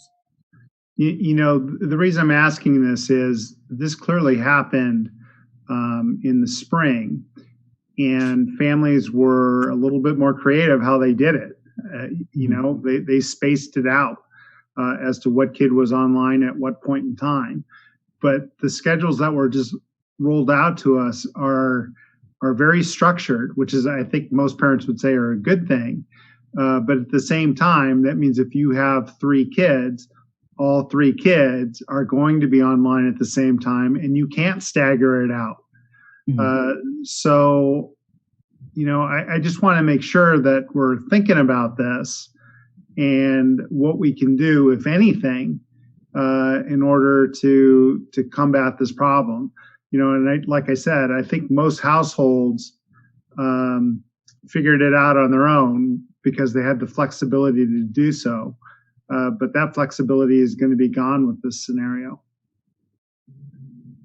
So And if I may, Charles, it's not exactly in the same vein as this, but are the class, when classes are being taught on Zoom, is that able to be captured and replayed at a different time?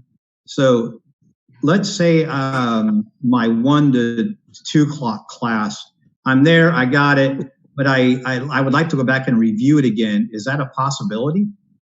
That is a possibility. However, it would be up to the host to basically record it and publish it. And that's something we're going to have to figure out how to train teachers to do that if we're going to record it so that it can be uploaded somewhere for later viewing. Okay. Go ahead, Maritza, I'm sorry. Okay, just this will be a quick one. Charles, I was contacted by several parents and I believe even a couple of teachers where they had what appeared to be bandwidth issues on the lone Chromebooks. And they received a message of CPU something, and I completely forgot exactly what the phrase was, but they would get like a notification when they were in some type of virtual platform, either Zoom or one of the other ones. Can you speak to that? And do we expect to encounter that again, or was that fixed by the bandwidth that was increased? To be honest, I haven't heard of that issue, so it'd be great to touch base with you to figure out who they are so I can investigate that more. All right, I'll find out exactly what that language was, because CPU something. So, all right, I'll get that to you. Thank you. Well, what I do know is on a PC or a MacBook, if you have a lower end PC or a MacBook and you're trying to use virtual backgrounds, it will say you may have low CPU, meaning your brains or your processor is not powerful enough to run virtual backgrounds, because virtual backgrounds takes a lot of processing power. Okay, can you explain that virtual background, what that means if I put a picture in the background while I'm on a Zoom meeting? A virtual background is basically when you change your background so that it's something else. That's what basically a virtual background is. So for example, can you do it now, Charles, to show her? There it is. Yeah, so for example, you can see I'm at right now, I'm at the Golden Gate Bridge. So somehow I magically appeared at the Golden Gate Bridge. So it is this feature, I'm on the moon now, that basically is processor intensive. That if you don't have a powerful enough computer, it's going to tell you that you're low on resources. Okay, so that's important to know, because knowing like my well, she's a freshman now, I guess officially, they like to put backgrounds on there. So that's kind of important to know. Mm-hmm. We don't want to use more bandwidth than needed. Yeah, so on a Chromebook, it's actually not enabled. It actually does not exist on the Chromebook. So they are probably using their own devices, probably a lower end PC or Mac, and that's where they're getting that issue. Okay. Thanks, Charles. Mm-hmm. I have another question. I know there are going to be lots of questions from parents and from teachers about technology. Do we have we thought about having a hotline number or a call-in center or something like that for the questions that are easily answered, and for the questions that aren't easily answered? But do we have something like that in the works? So for right now, we do still have the hotline number. It hasn't been turned off. So that hotline is for Parent Square. Is that also any troubleshooting? That's any troubleshooting hotline number? Almost everything, because what we do is we try to help them. We help them with Parent Square and Aries, and if it's one of our devices, we help them with that. If it's one of their devices, we do what we can, but there's not much we can do when it's their devices. There's such a big variance of what type of PC they may have, a MacBook that they may have. So we'll offer suggestions, but sometimes we can't get very far when it's their own device. And that hotline is still up. Just a plug is 626-471-2064. and it's option 1 for Aries and Parent Square Help, and it's option 2 for Chromebook device help. Thank you for that. I have a question, and this is actually probably a Dr. Kaiser question or Kathy question. What happens when we have days in which the internet goes down? And this does happen throughout the year, a couple of times a year. And so the students have no ability to go to class. Do we lose those education minutes? Are they like snow days in the Midwest where we can pick them up at a later point in time? How close are we on the minutes per year or days per year on how many days can we miss due to technical problems? And we know it's going to happen. We are exactly at 180 days. The total number of instructional minutes for the entire year has been waived, though the daily instructional minute numbers has not. So how we make up that time, I am not quite sure. That is definitely something we've not discussed. And we will figure out a backup plan for that. You know, and to make matters worse, it's not that all 4 carriers are going to go down at the same time. Right. I mean, one day it could be Giggle, one day it could be AT&T. Right. So I'm not sure if we've thought out the plan when that occurs, but we need to be able to notify people. And, you know, again, it's the whole equity question of some kids are going to be getting instruction and others are not. You know, the question was asked if the things are going to be taped. I mean, this is a perfect reason why they need to be taped. I mean, we're going to have these issues in which parents and kids are going to have to go backwards to view it at a later point in time for all kinds of reasons. So I would strongly suggest that we figure out and mandate that teachers record and store these classes. I think it's a must. Okay.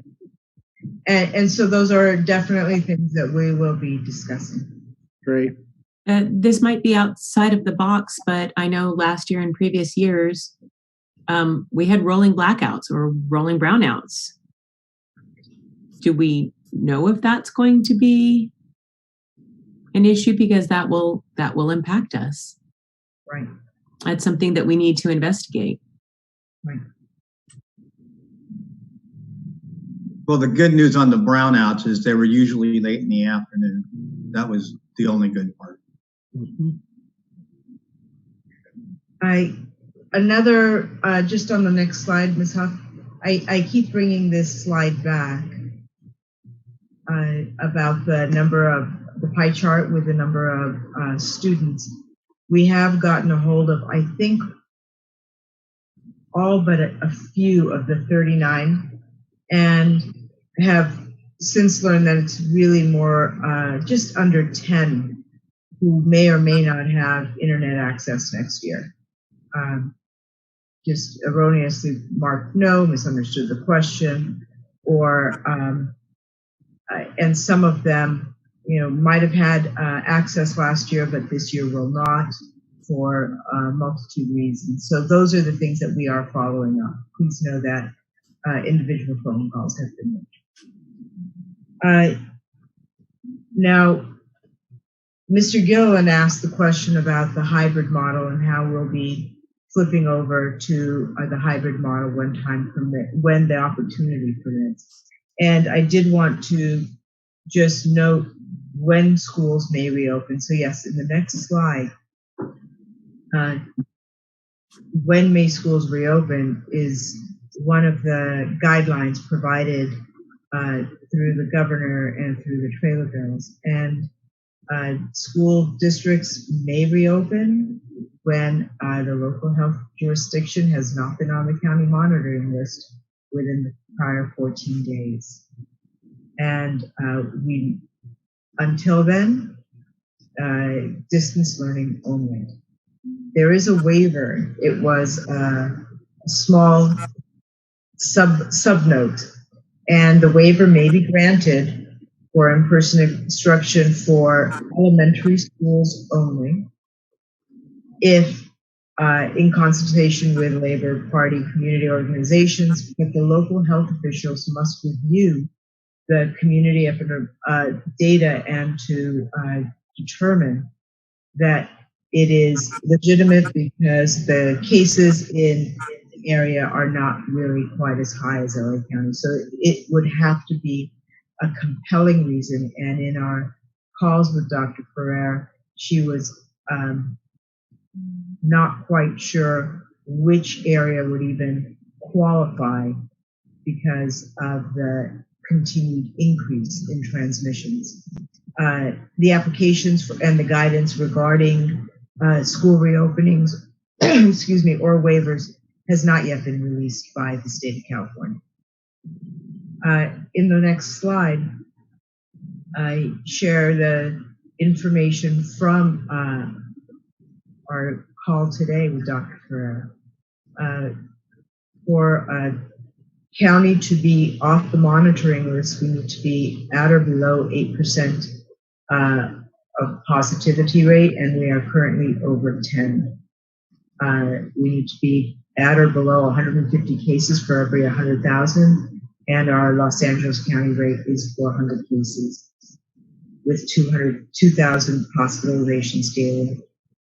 I think it's really important to note that data is data, but when you hear that there were 91 deaths yesterday, it becomes human life, and we need to consider that. Schools are not bubbles, and we will mitigate the risk, but one of the things that they were very clear about is it does not eliminate it.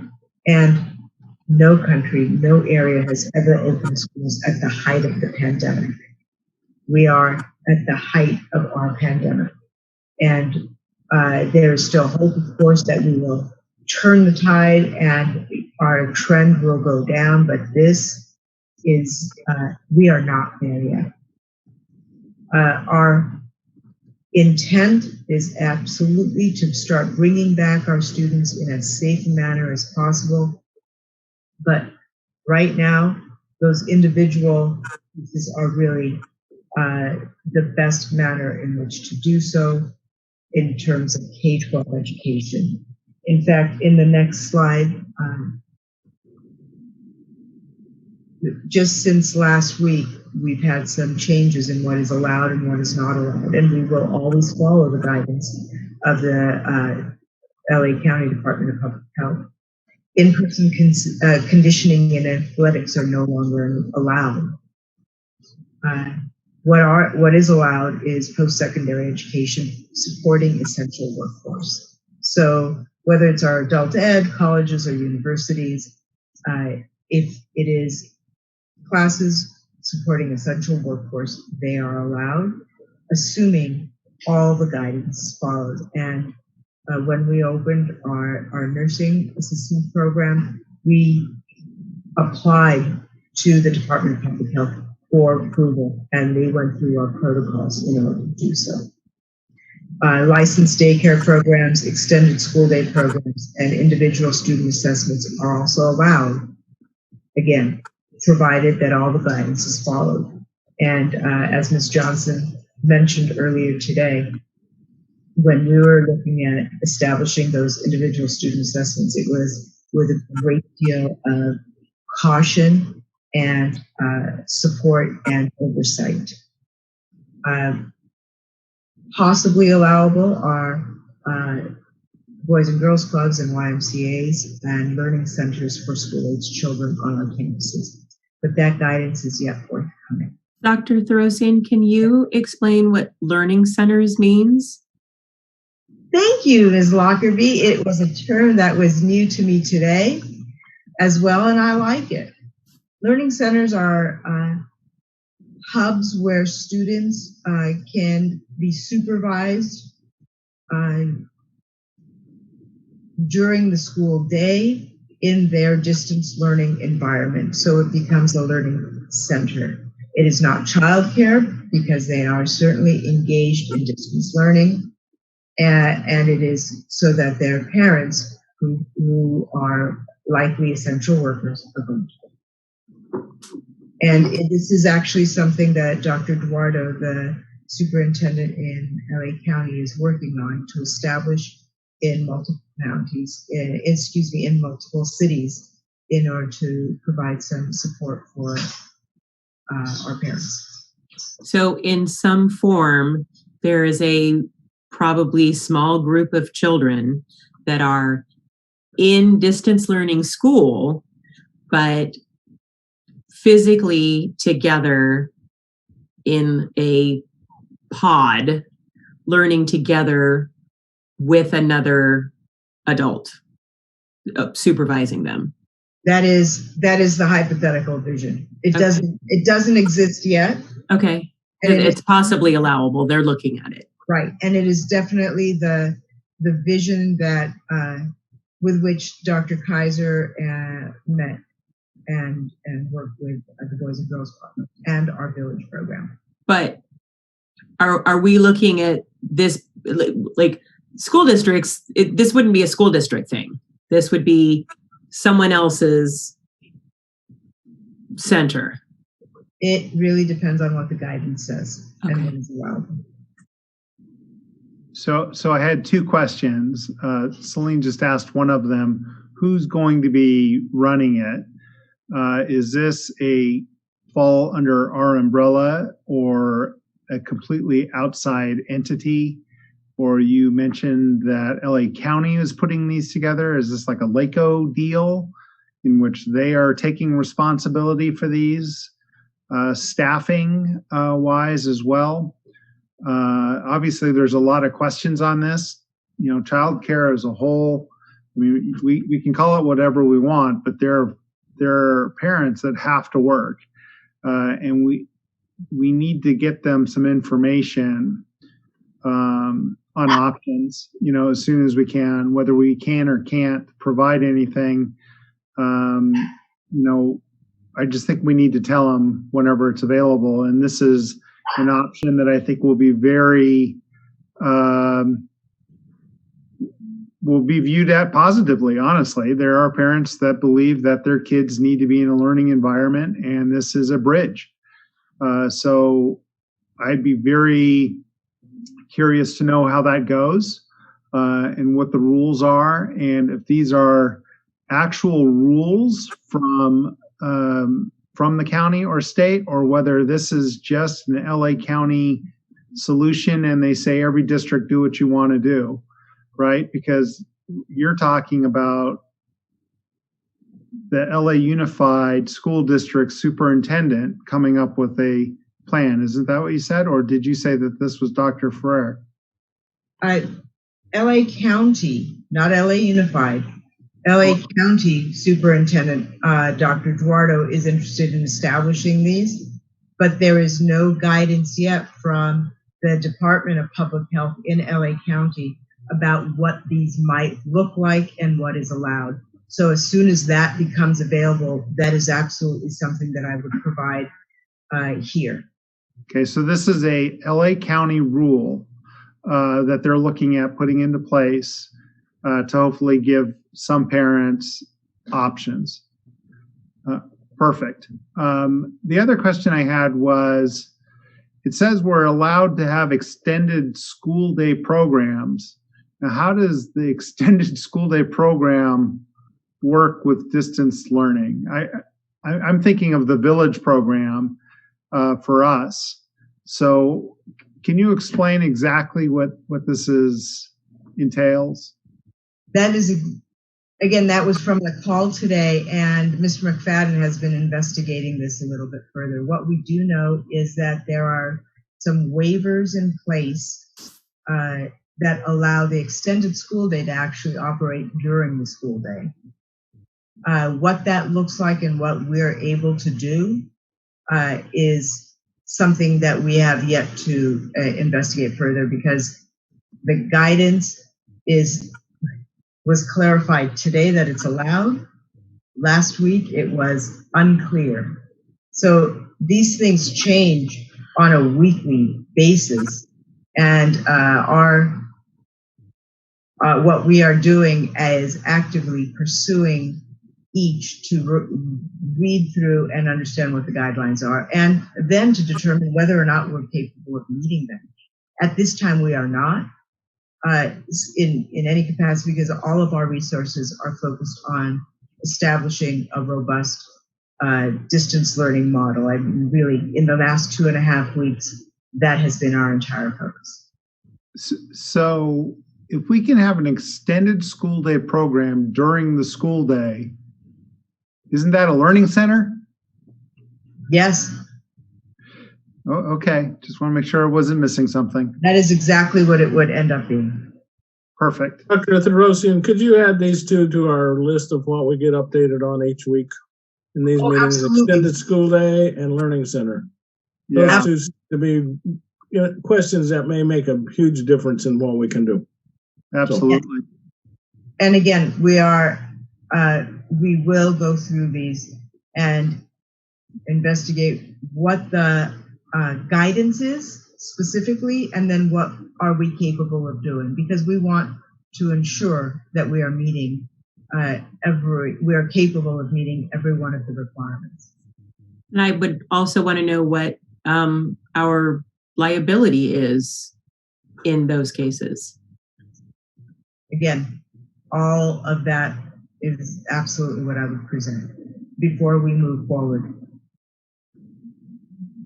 And next slide, please, Ms. Hart.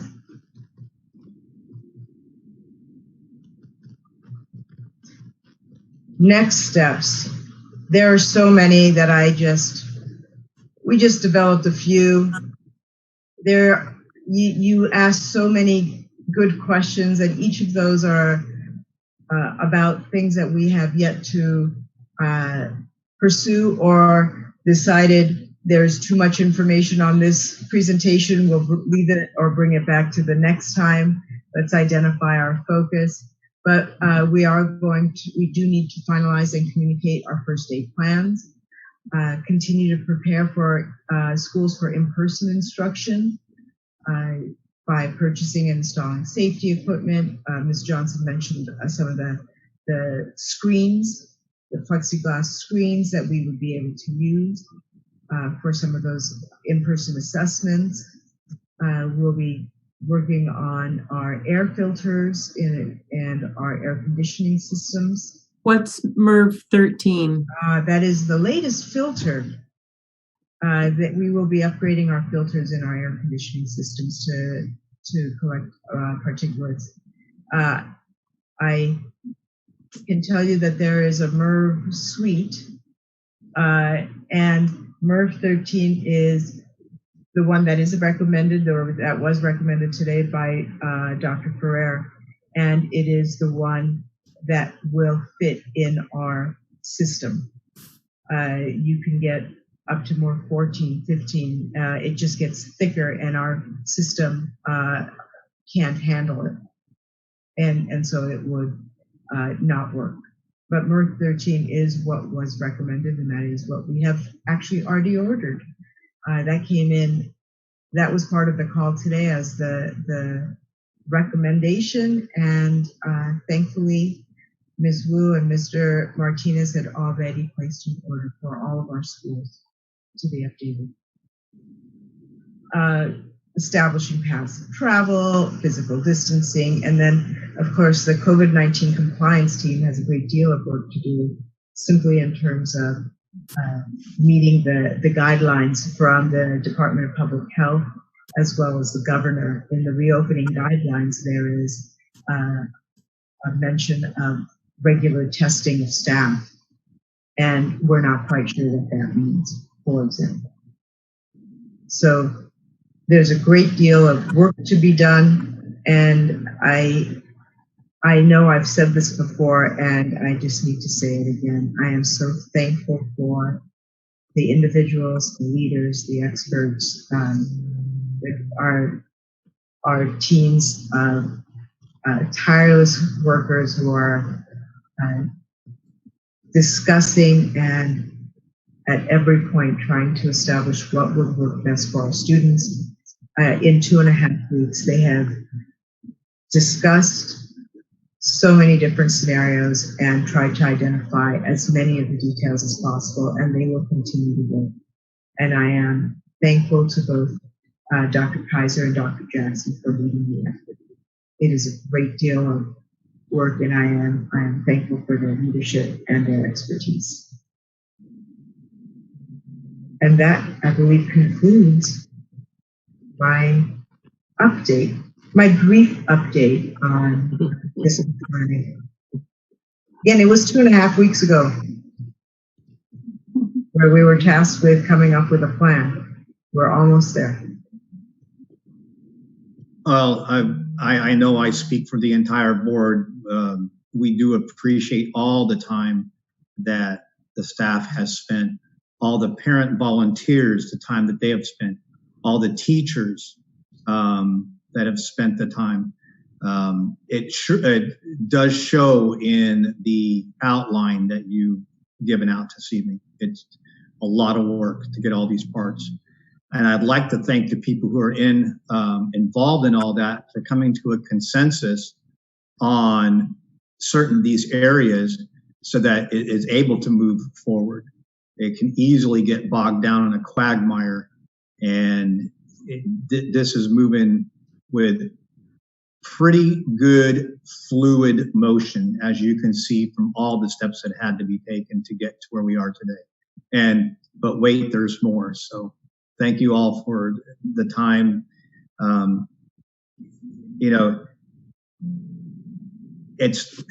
It cannot be stated enough. There are a number of people who are involved in this who are volunteering their time. And it is a lot of time that is being taken.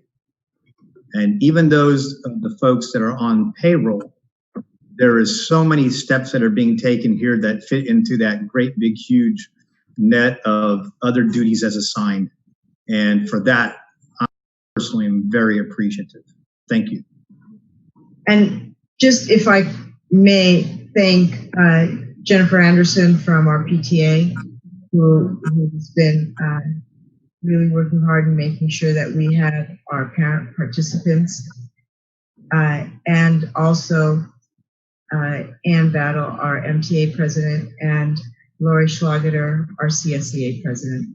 We have been working cooperatively, collaboratively to develop plans that would work best for our students and for our community. And I just wanted to acknowledge it once. Thank you. You bet. Okay. Any other questions, comments? Okay. I'm sorry, one other question. And this is actually, well, I'm not sure if it's Charles or Dr. Terosian, but for those families who will still need the Chromebooks because either they've changed school sites and they had to turn one in, or maybe now they're realizing because of the structured plan that they're actually going to need another device. Who do they contact, or will the site principal be sending out specific instructions before school starts so that they don't miss that, introduction that Dr. Kaiser was talking about that's so critical at the beginning and in establishing those relationships? When does all that happen? Every principal is right now finalizing their plan for registration and that grab and go of the instructional materials, which also, of course, includes Chromebooks. They may not all be done at exactly the same time, but those plans are being finalized because this is certainly not what they had planned 2.5 weeks ago for the first day of school. So they are establishing their protocols to ensure safety, to ensure that all of the material is put together and that there's a way to pick up not just books and supplies, but also Chromebooks. Okay, great. And so every principal will be communicating that with their families and posting it on their websites, and all the information will be provided. I have a quick question or comment on the registrations, and I don't know whether this would work or not, since all of the kids are going to have to come by and pick up Chromebooks, so we can make sure that they have them, and we can make sure that they have a hotspot or internet connection. Would it be possible to have the registration set up much like our graduation, so that they come in cars at a specific point in time? And this kind of goes back to Rob's concern about the connection, and perhaps the teacher can be giving them the information and the handbooks and everything else as a brief introduction, so they could at least meet once face to face before they get started, as just kind of a warm start. And if we had them blocked by time, then the teachers would know when to come. And that might, just an idea. I'm just trying to figure out how to get that connection as well, because I agree with Rob. I think that's a critical aspect, especially for the elementary kids, to get that bond going. Yes, and it's certainly something that we'll discuss. It's a good idea. But also to assure you that the pickup of materials will be modeled after the promotions and graduations.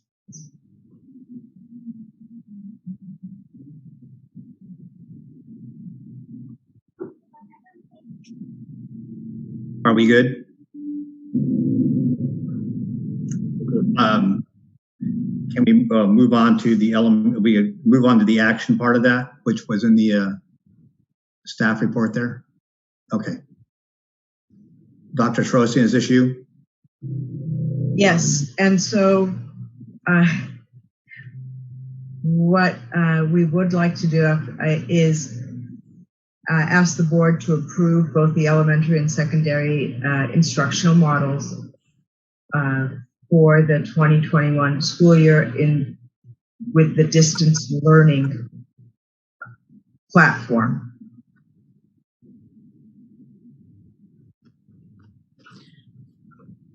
I'll make this motion, but I also want it to be noted that they may adjust before the first day of school as needed.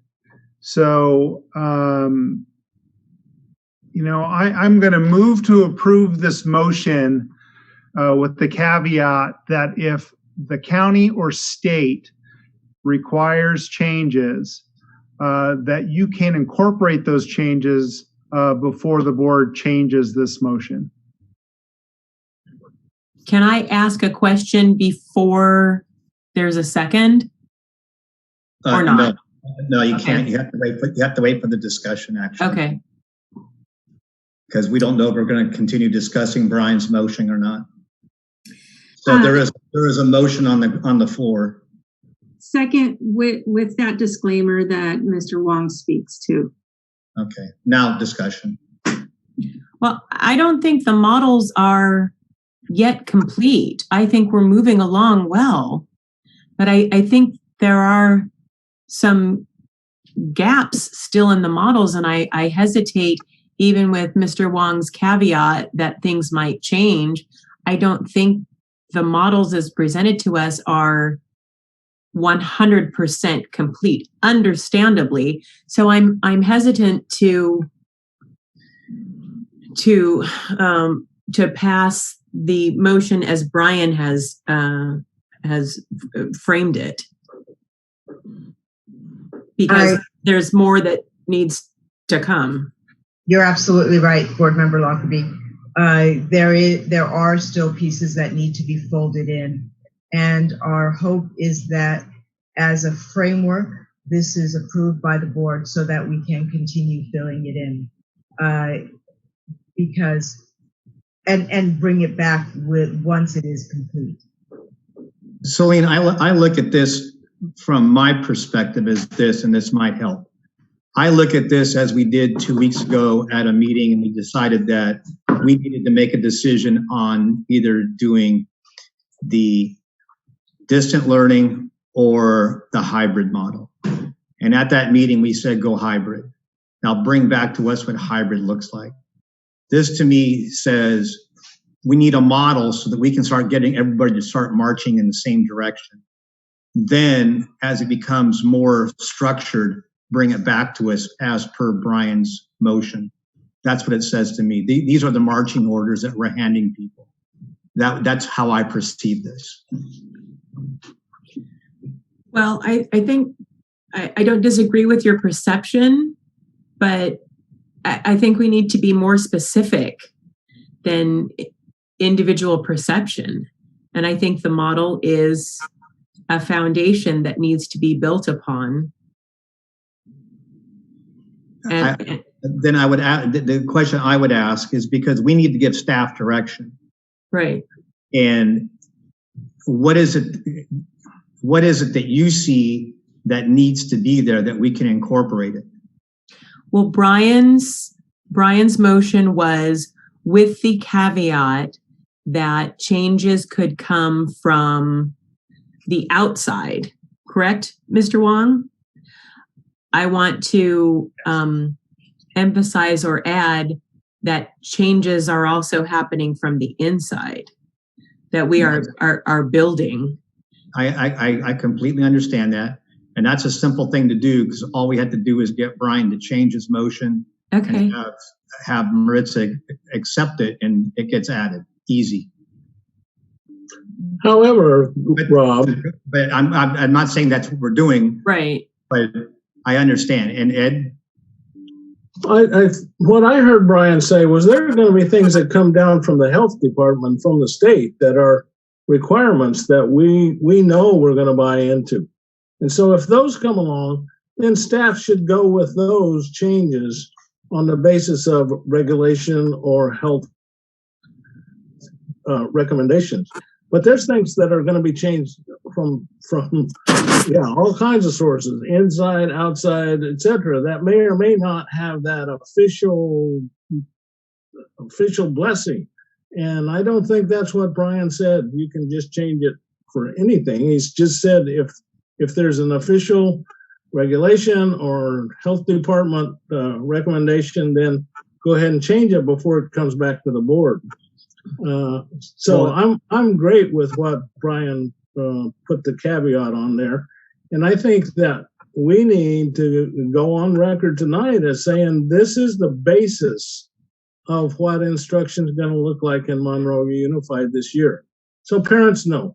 Parents are dying to try to get figured out what they need to prepare. I think this gives you a baseline. Yes, there's things that have to be filled in. And the staff's working hard and they're doing a wonderful job. I think the week before, there's still going to be things that have to be filled in, and there's still going to be hard work going on to make sure that first day is a successful day. And I don't think we can wait till every T's crossed and I's dotted before we as a board say, yes, this is the general direction we want you to go. And so I think we need to pass this tonight with the understanding that there will be changes and they will come back to the board with more detail. You're absolutely right, Mr. Gilliland, but you have used language. You have used language that is not in the in the proposal that Mr. Wong worded in.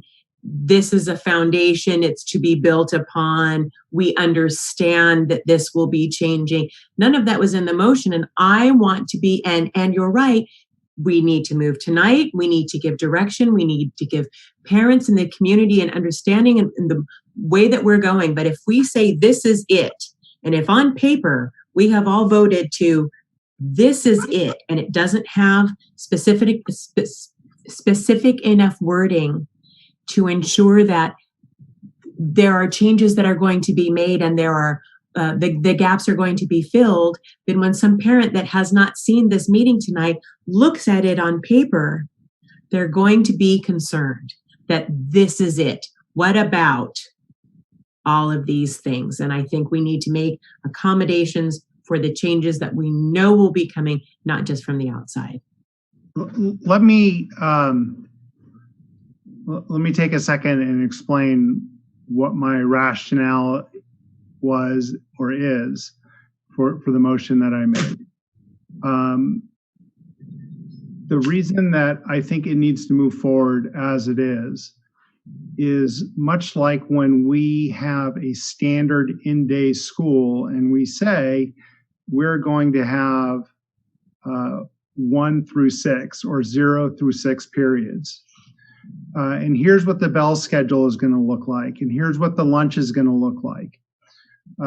We set the framework for how the students are going to be coming. We set the framework for what the expectations of the teachers are going to be during specific times during the day.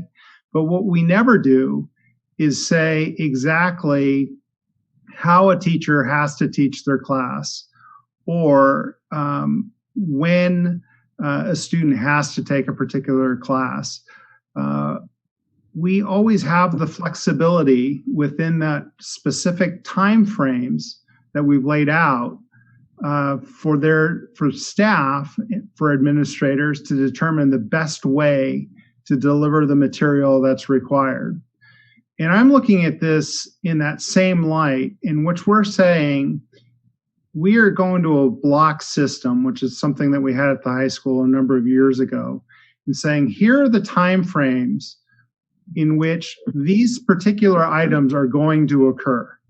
This is our goal. So during this time block, this is what's going to happen. What we're not saying is how exactly that's going to occur, who exactly is going to be given that instruction. Is it going to be broken up amongst multiple people? How much of it's going to be interactive? How much of it is going to be just viewing, independent learning? I don't know that we are or would want to get so granular to say how specific things are going to be done, because I think we're all in agreement this is going to be a live-in process, that once we get started, we may be on day 2 and say we need to change the way we're doing this because our technology isn't working or what have you. But my belief in passing this particular motion is that we're setting the framework, not necessarily what's inside the building, but we're setting the framework.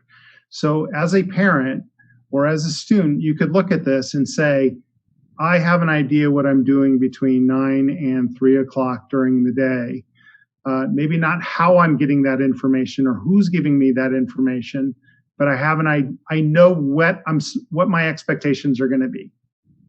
So that's my rationale behind what I'm saying. And as Ed pointed out, the caveat is that the state, federal, county laws, rules will change.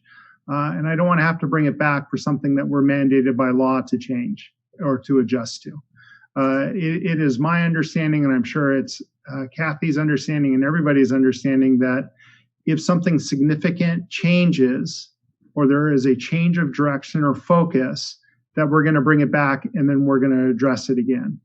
But I just think we need to give parents as much lead time as humanly possible to ask questions, to fill in those blanks that you're talking about. How are you going to blank? So we can get some ideas, some feedback, but they have something that concrete, that they need an anchor. I think people need an anchor because it's so nebulous as to how this is going to go, especially when you look at just how the spring went. It was a crisis. Let's not ever forget that was a crisis scenario. And different teachers, different schools handled things differently.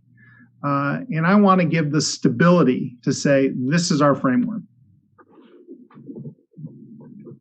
So that's my thought behind it. I understand completely what you're saying. I think what's inside of those walls, inside of those blocks, is going to change dramatically. I look forward to hearing all of the teachers and parents' feedback on how or what that means. But I don't think that's what we're trying to approve here. That's not my intent. My intent is not to improve the content of those individual blocks. I don't know if that helps or hurts. I think you and I are on the same page. Perfect. We have to get this information out to our parents. We have to give direction to the district so that the teachers can move forward. My issue is that I don't think we're being clear that this is just a framework. I think you used the word framework, and I think Mr. Gilliland used the word foundation or building block or something like that. And I don't think that we've been clear about that. And I think that this locks us on paper. I think this locks us into, this is the way that it's going to be. And we haven't been clear that this is the way that we're starting. And we're giving you as much information as we have it, and we're moving forward. And that's the whole point of this emergency meeting. But I don't think I'm being too granular in asking that. Brian, would you, and I'm sorry, I did not mean to cut you off, Celine. I'm just going to ask a question. Brian, would you be opposed to using the word Subject to change. Framework model? Uh, Then it encompasses everything that Celine just said. I'm fine with that. I mean, the actual, you know what, and this is my fault. I mean, we get into a habit of just saying, you know, I move to approve versus reading actually what the motion is. And this is something where, Celine, you're absolutely right. I mean, we need to be clear as to what we're saying. So the actual motion is to approve the instructional model for the 2000 and 2001 school year. That's what the motion is. So in my mind, the model is the framework. I'm using the term model and framework interchangeably. Maybe they shouldn't be used interchangeably. And that's an interpretation. If the term model is not specific enough or too specific, then maybe that's what we need to redefine. And that was my understanding as well, that this is the framework and that's what we're approving. The minutia, the little details, that's up to the district to work out through these subcommittees and through the feedback. And, you know, some things may not work. We're going to find out that some things may not work and they'll have to be adjusted. So it is subject to change, but the framework is there. And that's where my motion goes to. Well, if Brian, It sounds like you could take a friendly amendment and say framework model, and then the person who made the second would accept that friendly amendment. I think that covers the situation. I'm good with that. Celine, does that address your concern? I want to make sure we're addressing your concern. Yes, because my concern is that people will think that this is the end all be all and that there won't be changes because there are still questions and gaps. So I want to make sure that as we get this information out to parents and the community, they understand, as you've said, this is the framework we're still building. Perfect. Then I will happily amend my motion to change model to framework. And Maritza? I agree to change my second to that as well, to that language. Okay, so we now have the new motion and second. Is there any more discussion? I appreciate you all allowing me to debate that. I really do. Thank you. That's why we're here. Thank you. These are important things. You know, this is critical, and this is all new. So it's important for us not to get into the groupthink and to talk things out. So all good. Absolutely. Any more discussion?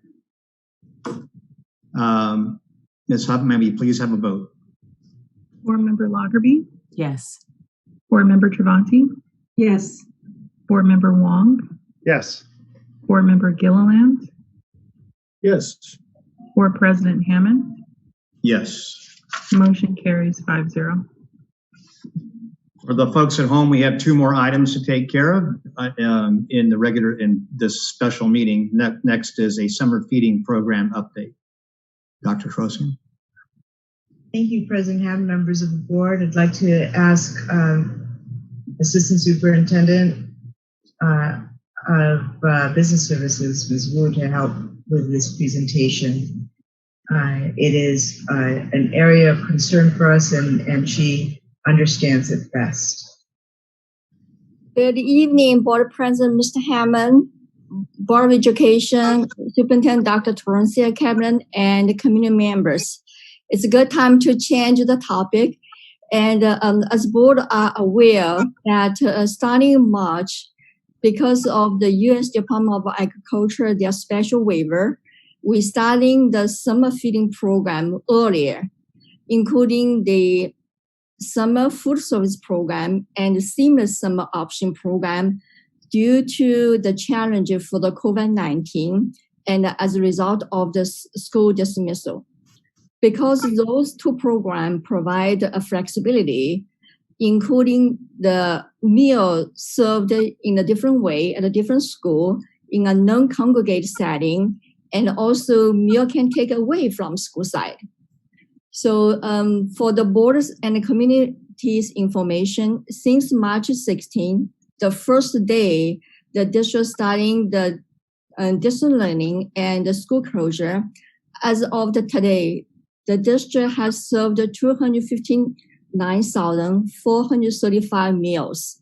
We never stop any single day to serve our community and the students in our communities. Next slide, Ms. Huff.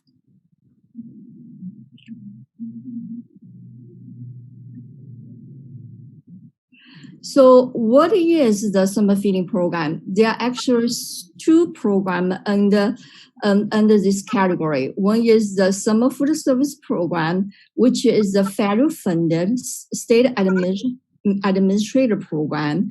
The unique of this program that the side to provide a meal not only limited to school, it can be served in a park, community center, health clinic, including hospital, churches, apartment complex, and the migrant center. So provide a lot of flexibility.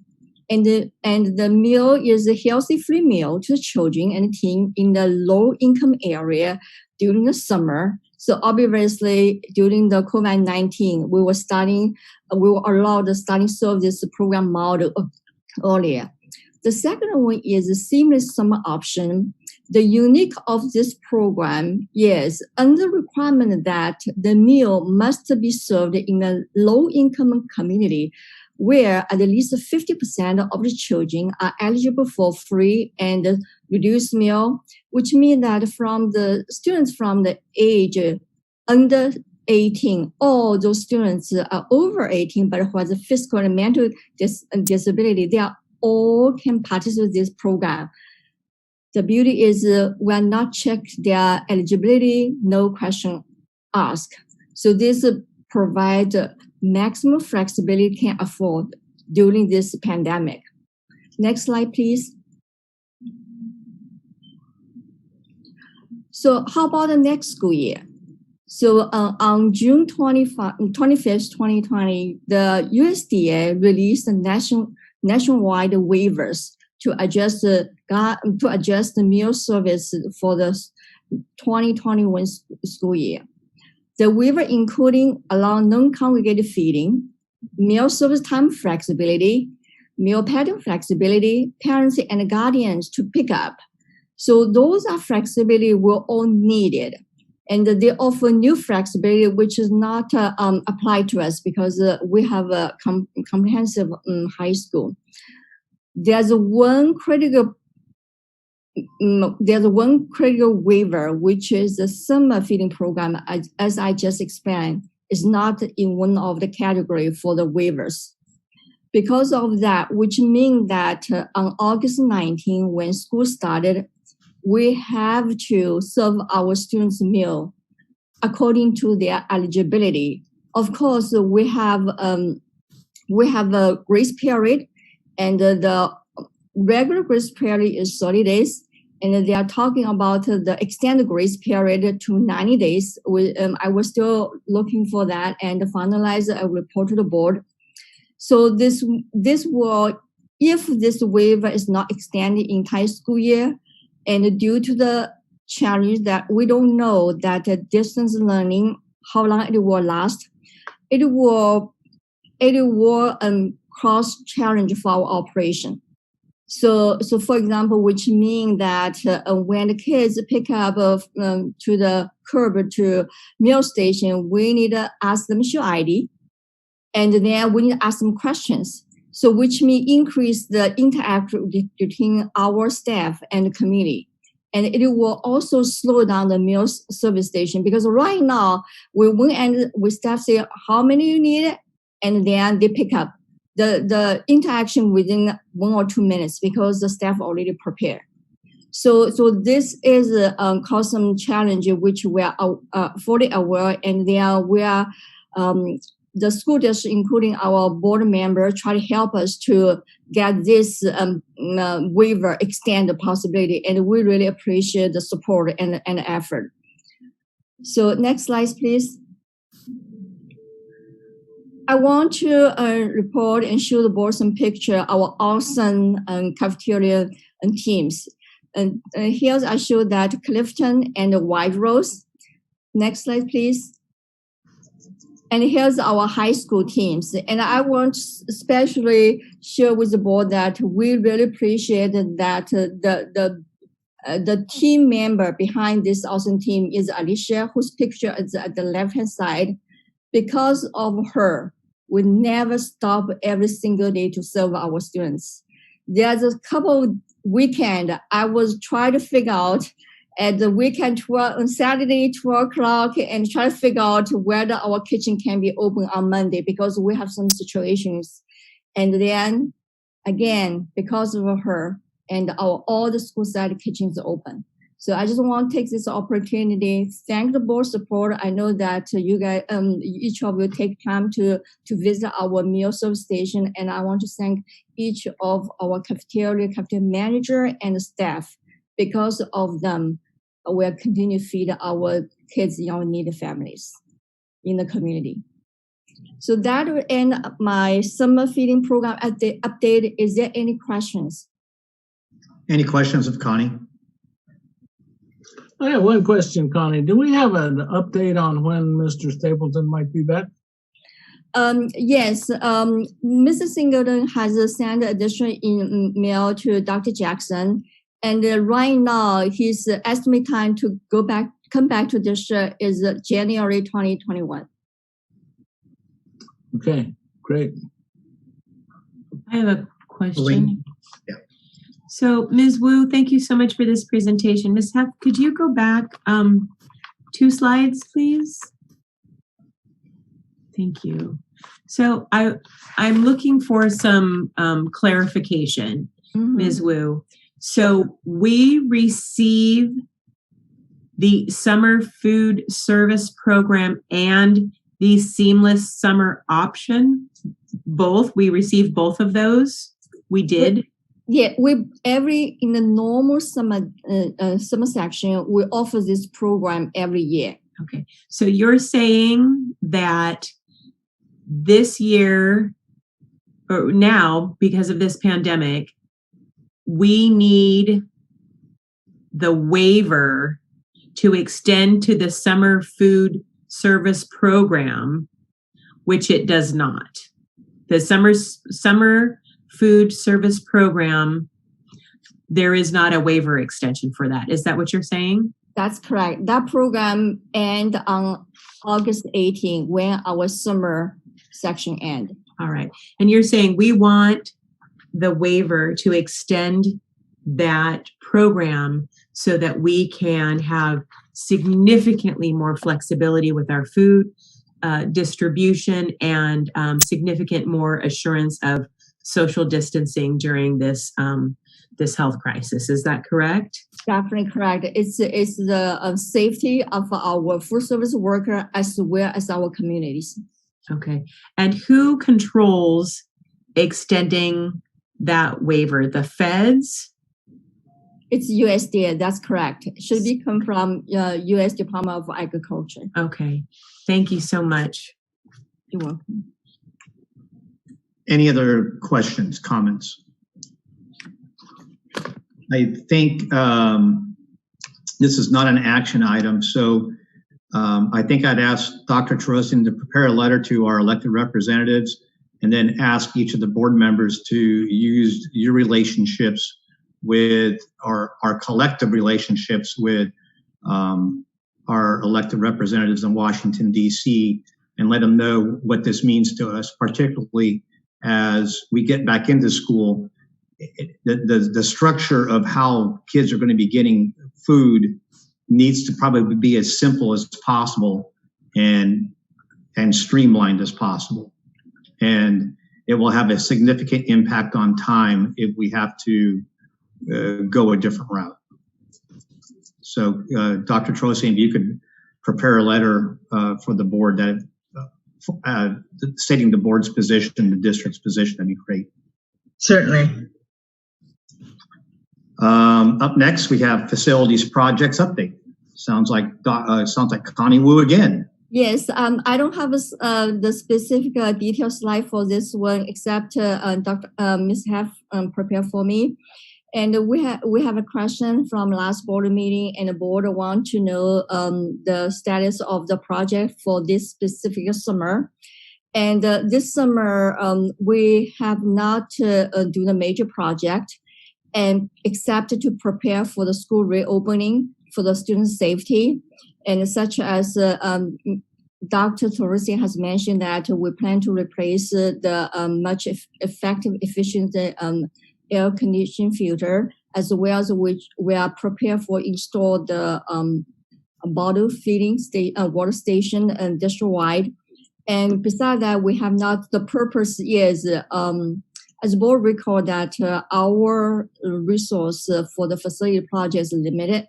We would like to reserve this resource for our operation cash needs, because the state will have a multiple triple cash deferral next school year starting in February.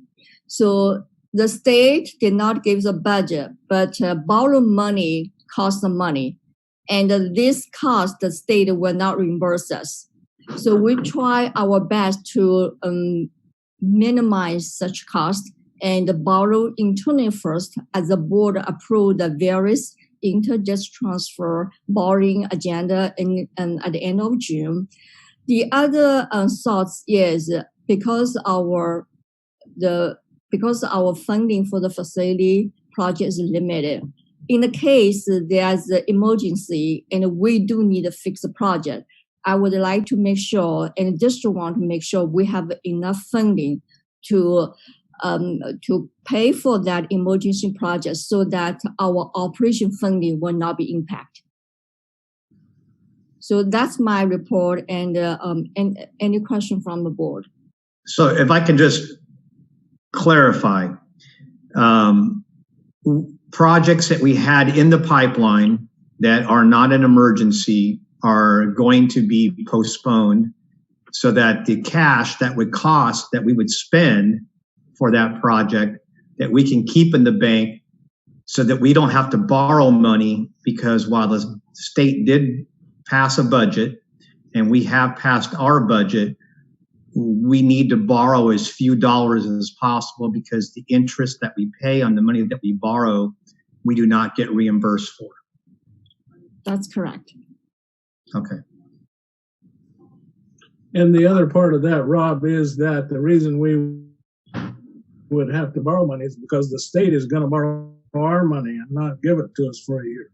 Right. That would put us in the need to borrow money. So if we have our own money, we can use instead of borrowing. That saves the state money and us money.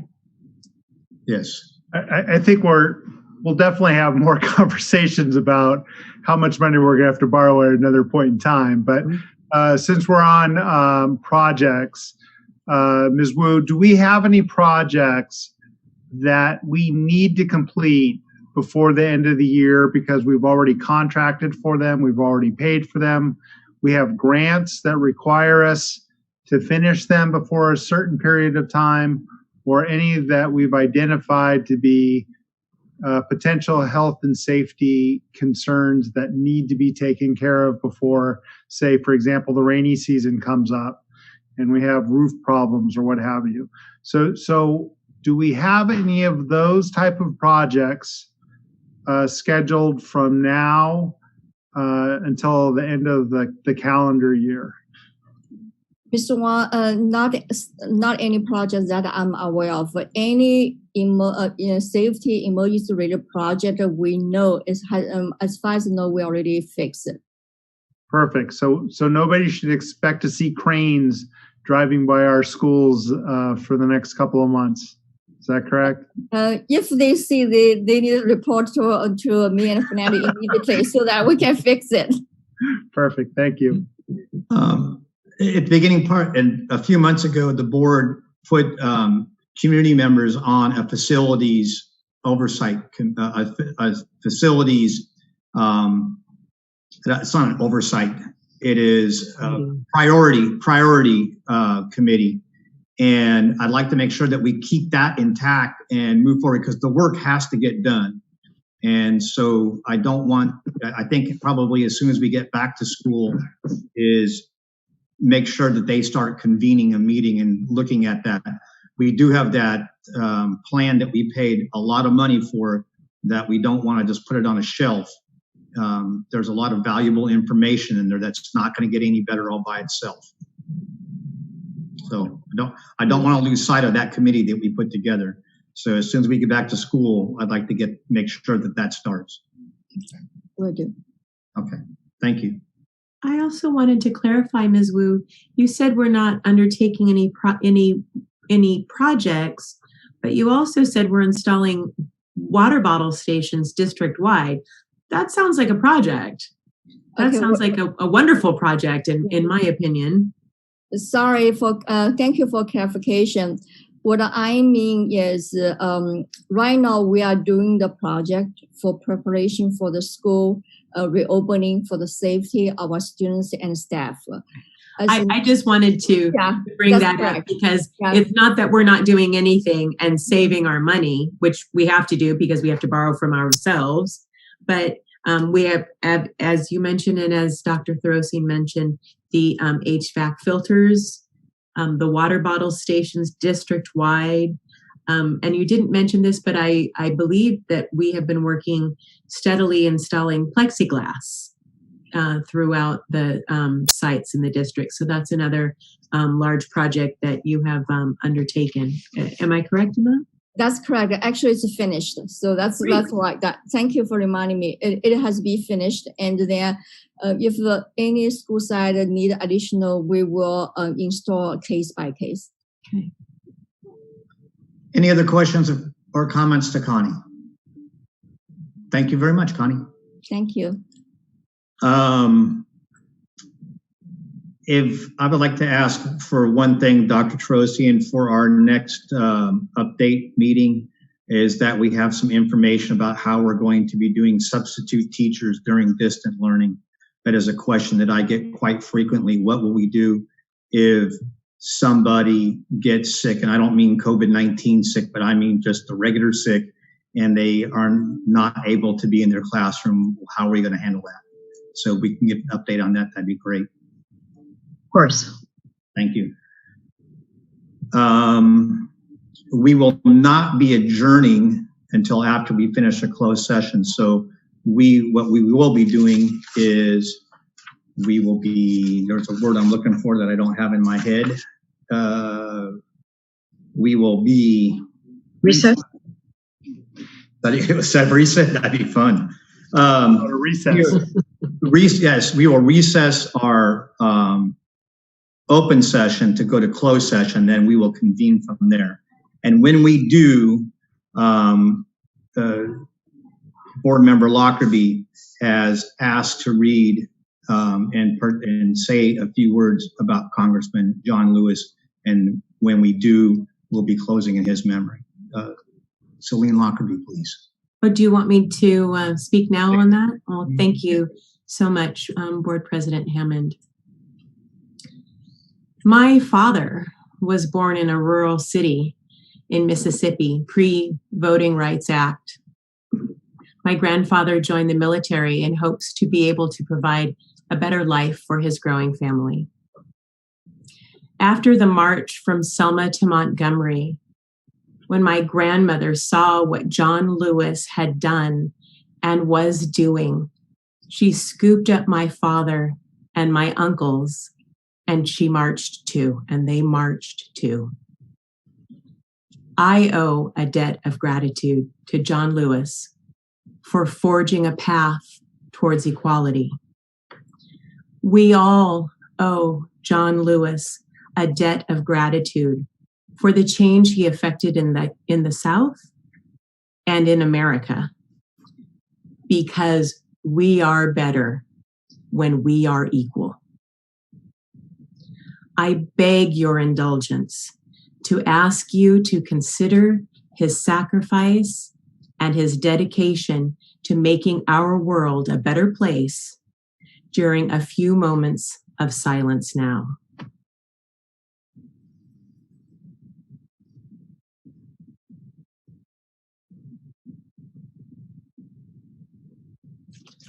Good trouble. Thank you so much for the opportunity to speak. When we come back from recess, we will adjourn in memory of Congressman John Lewis, and we'll now go back into closed session.